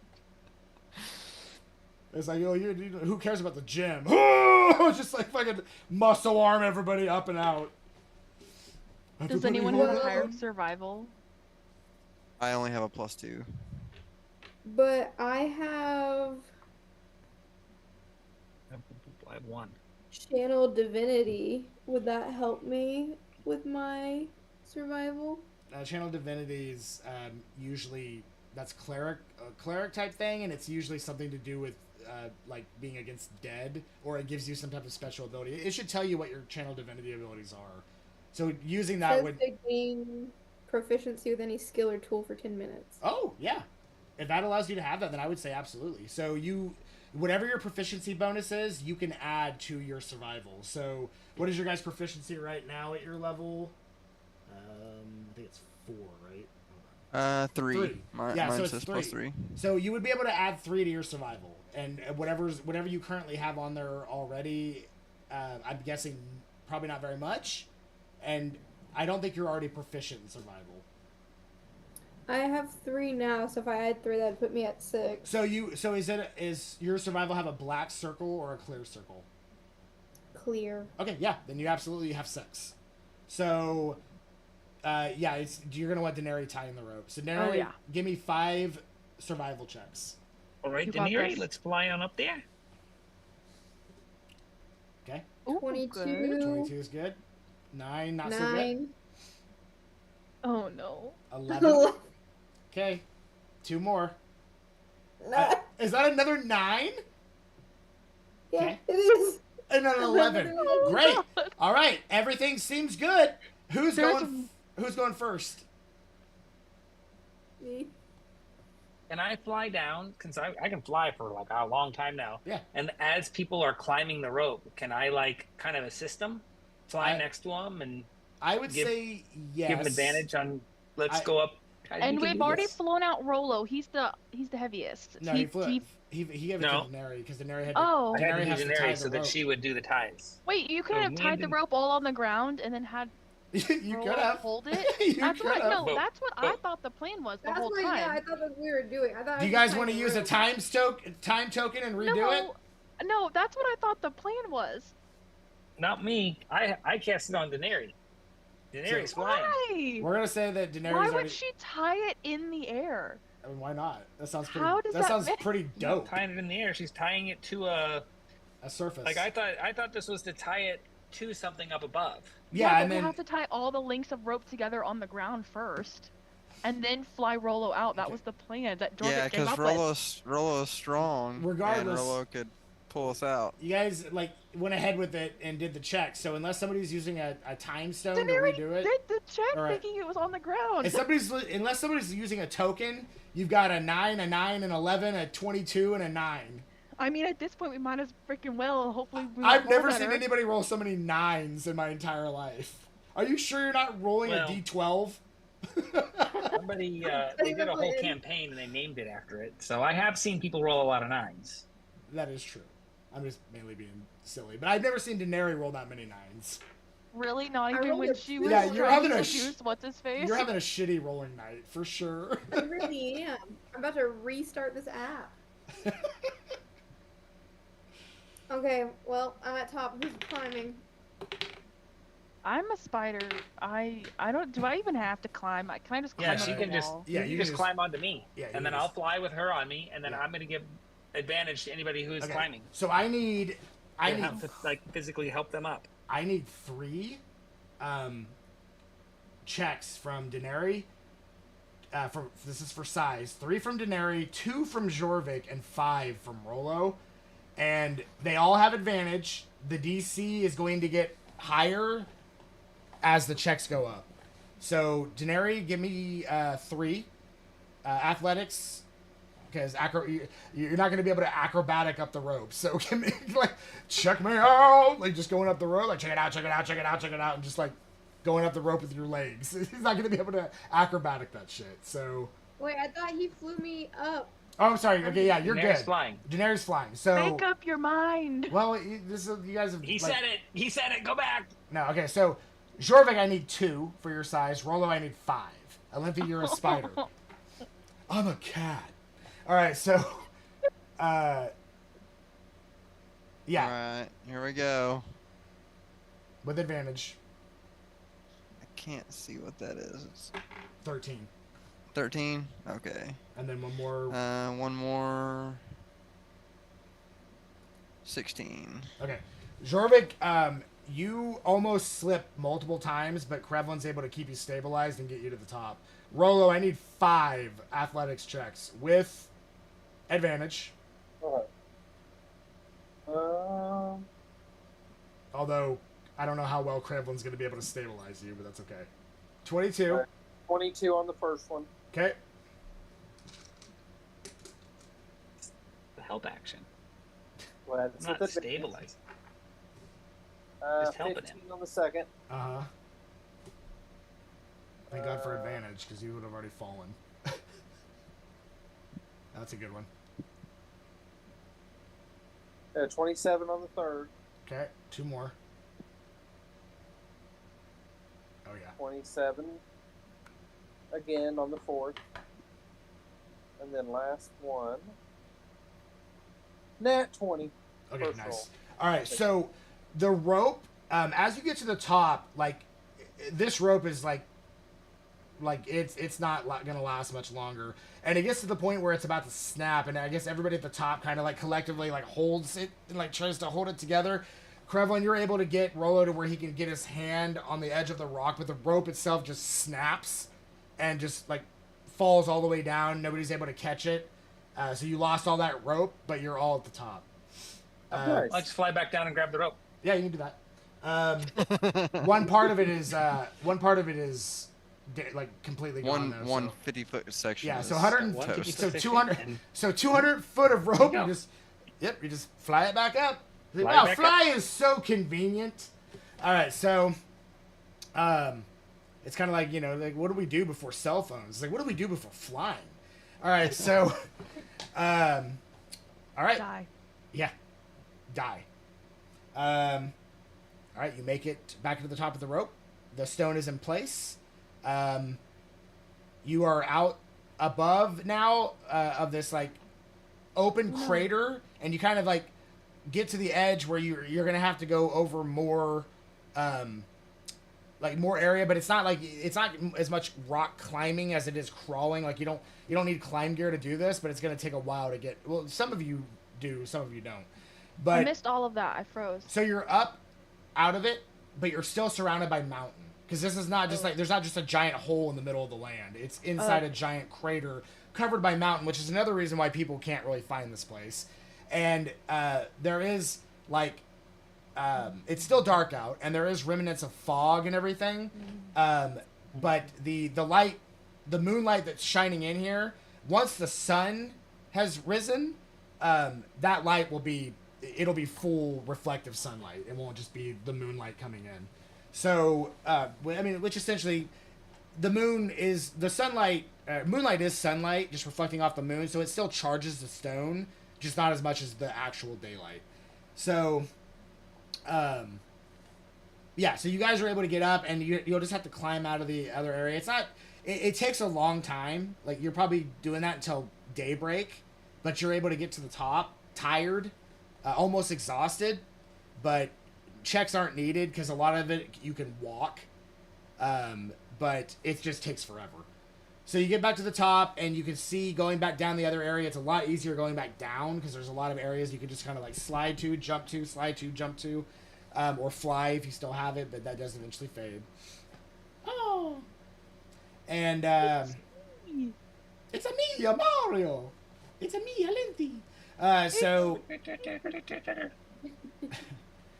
at this point, you get back down to that other area, and like you guys are basically where you started, almost kind of in that area. What do you want to do at this point? Are you looking for anything else? Are you doing anything else, or do you just want to call Scala to bring you back? Mission successful as far as you know. I just want to go home. I mean, I kind of wanted to get rid of that shadow monster, but Well, back down we go. Good thing I didn't, because then I would have lost fly. I wouldn't have had the ability to fly if I'd have cast any more of those. Can you summon that shadow monster now in like fights? Why? Who? You, because you summoned Mr. Blinky, so can you do the same thing with Mr. Shadow? No. Nah, boo. So it's the same spell. Mr. Blinky. Remember when I summoned that, what was that monster that we summoned to distract the people outside of the cultist slayer? The Slade. It's the same spell. I have a choice of 3 abominations that I can, 3 different ones. I could do a Slod, a Beholderkin, or the one with the tentacle face. With the Mind Flayer. Mind Flayer. Or a Mind Flayer, but not a full-on Mind Flayer. Yeah, None of them are full-on. I think it was the Mind Flayer that you did last time.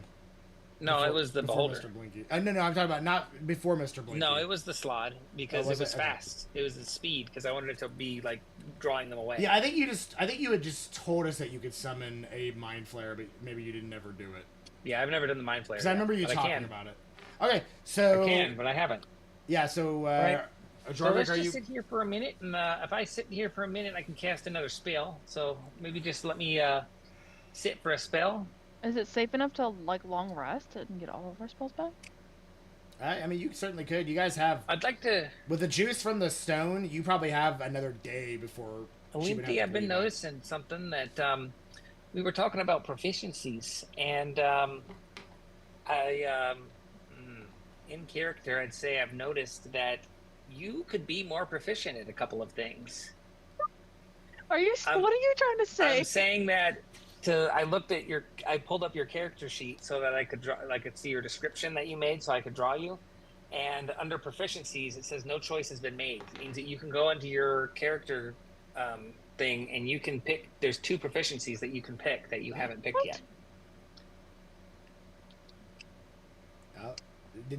Wasn't Emily the one that helped you? I mean, you helped me too. Yeah, but not with that. Go under her sheet, her thing, under features and I traits. can't make those choices for you, so. Right. I know, but for you, go to the same place where you would level up and scroll back a little bit. It'll probably be like a red exclamation point basically saying you haven't done this yet. Yeah. And you can pick 2 things to be, looks like you can pick, because of your druid feature, you can pick 2 things to be proficient in. I don't know what your choices are. It doesn't tell me. It just says that you haven't made a choice yet. So I was just noticing that probably there's a couple of things that you might be able to be better at. It's possible that you could suck less. Listen, are you just telling me I suck? Listen, I think that there are some areas that I just think that you're not your full potential yet. And I just want to encourage you to live in your truth. Thanks. Live in your truth. I'm gonna get right on potential. That. I'm right on top of that, Rose. All right, so yeah, so do you guys rest, get a spell back, and then do you want to head back, or what do you want to do? If we rest for a spell, it's just 1 minute. So yeah, it's fine. Just in case you need it. Otherwise, if you guys are ready to go back, Jorvik can send the signal, and he'll start making some checks. You know, We're ready to go back? If this works, this should be the last time he has to do this. So. I'm ready. I don't. Do you think we should banish? Do you think that we should try to banish that shadow monster? I don't want him to mess stuff up over the next couple hundred years. Well, there's going to constantly be light in that room. Like moonlight reflects into it and sunlight reflects into it. Yeah, it would be the shadow would be unable unless something happened to that, and it's very unlikely that.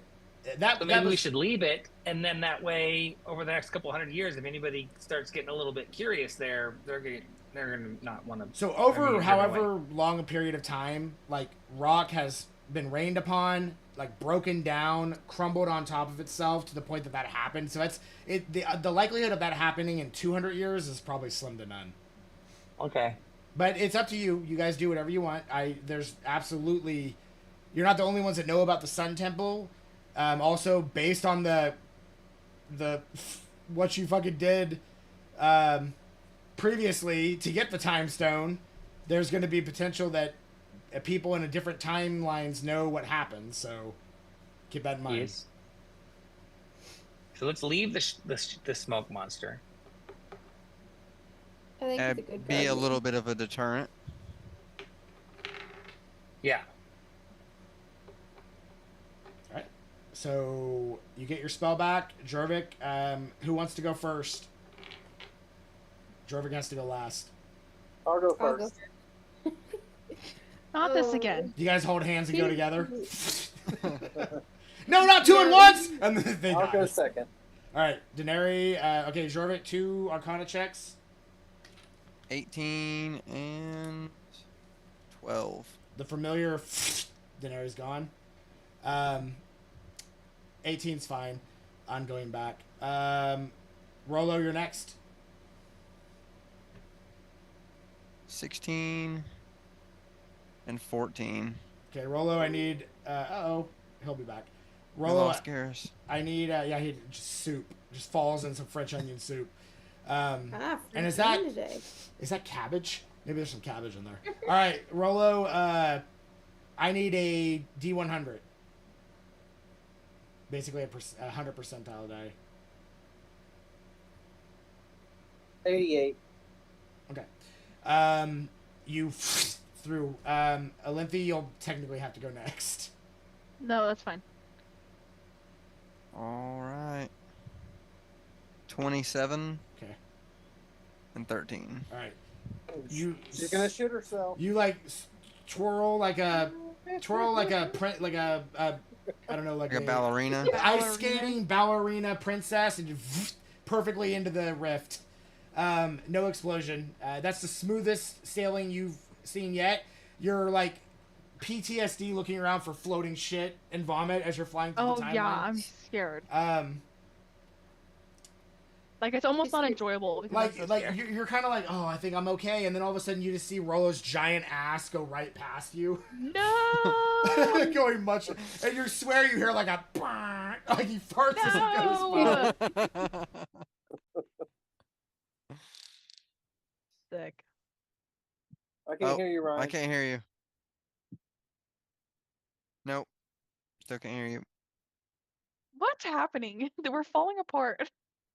Nope. No. No. It looked like someone was like stabbing him from behind. Your payment declined on your pro membership. No more audio for you. What? What happened? Oh my goodness. It's because he was a bad DM. That's what happens.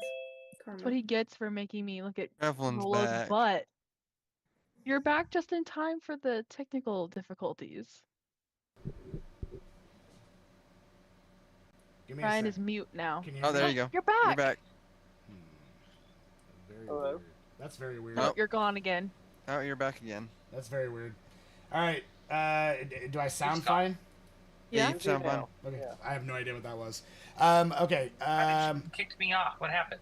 You just dropped. I don't know. You landed in some French onion soup though, With some cabbage. with some cabbage. Hey, I thought I Olympian. smelled Could have been cabbage. Olympia's crap. Yeah, it could Why have. not onion? You missed Rolo. You missed Rolo's ass flying right past Olympia. She has PTSD that she's gonna get shit and vomit all over her. She'll never eat stew again. And Rolo ripped one in the timeline. That's gonna linger there for eternity. So, all right, your last, Krevlin.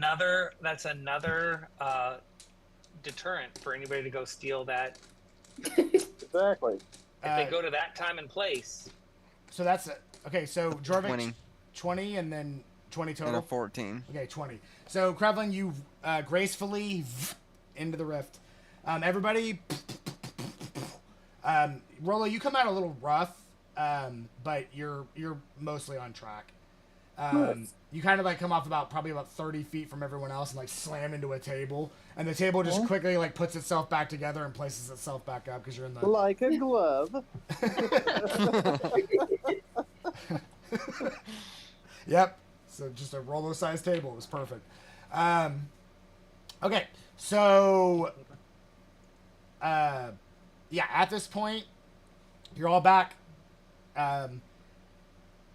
She's already set the ship, and the time dilation's huge here. So she's already set the ship to go to the Sun Temple in the present time. So the ship has already basically arrived there. That's where she's been heading the whole time. So crazy. It's like she's really good at knowing. Like we just left there and now we're back there. Correct. And she's Scully knows what she's doing. So the ship starts to enter its landing protocols, and it gets down. The the magical gangway comes up, and you're able to get off the ship. And this so 200 years ago and everything, the temple was completely land on top of it, everything else. At this point, it's been completely excavated. Like, they know of the Sun Temple, but the area in which where the stone is laying is locked off by temple, a structure's been built around it. Probably something that Scala did. You'd have to ask her. But the gates themselves are closed. So Scala's coming down with you, and she basically kind of swipes the door with some type of magical incantation of some sort, non-verbal component, and the door glows and opens, and she goes, "All right, head forward to the path. Do not stray. Grab the stone." Is the shadow thing still down here? So there's so much light in this area now. Like, sunlight's coming in all different areas. So even if it's like in a corner whimpering. So you don't have to worry about the shadow monster. So she says, "Get the stone, meet me back." And she goes back to the airship. She doesn't want to come with us, badass Scala? Something about going into that temple she seems uneasy about, and you don't know why. But she walks away from it after she lets Now I'm uneasy. Oh, sorry. That's a conversation you'll have to have with her. So, all right, yeah, you guys head down the area. You go further and further down. It's just like cascading steps all the way down into deeper and deeper into the ground until you get to a point where the temple has been a little bit more structurally sound. The stone is there that you left long ago. And nice. Think you can look at this Jorvik and make sure it's all charged up? Jorvik, you approach the stone. Sure can. So it used to be a jade opal color. It is now pure bright sapphire. And there is a lot of energy coming off of this, and the closer you get to it, you just hear I want to do the sound effect, but you hear like a buzz, buzz, buzz, buzz, buzz, buzz. You hear like a. Right, see. Yeah, we hear that. It's working. It'll work. Cool. Maybe my microphone dying is just what it needed. All right, so. It's only whenever you yell. Yeah, no, I don't. I think it's. I'll have to see. I'm pretty sure it's going into my computer, but I've had that happen a couple times. I think the reason why the headset occasionally dies out is because I have my headset plugged into a hub, and I think the hub just isn't a strong enough connection. But anyway, so yeah, you get it, and you guys acquire it. Jorvik, there's like I said, a lot of energy coming off of this. It's almost painful to the touch because of how much energy. But you're being a wizard, you have a high respect for like magic and energy and stuff like that, so you know how to handle it pretty well. As that happens, you guys hear what sounds like clapping. Like, can you hear that? Nope. Clapping, clapping, clapping, clapping. We're thinking like a slow, sarcastic clap? Yes, like smackety, smackety, smackety, smack. And then as you turn around to see what it is, you see a well-dressed individual with a cloak, long brown hair, and there is a very familiar looking golem standing next to him. And he looks at you all and he says, "Hello. Congratulations, you've gotten the time stone back where it needs to be. Allow me to introduce myself. My name is Dalton." And I don't think we probably want to get into this part of it. It's 11:30, so we've been playing for almost 4 hours. So, well, a little less than that, a little under 4 hours. Because this is going to be a lot of information cramming, so we probably want to start that fresh on a new session. Mm-hmm. But yeah, he introduces himself as Dalton and clapped, and he has that very familiar looking golem that very similar to the one you saw 100 years ago. Nice. Hasn't aged a day. Yeah.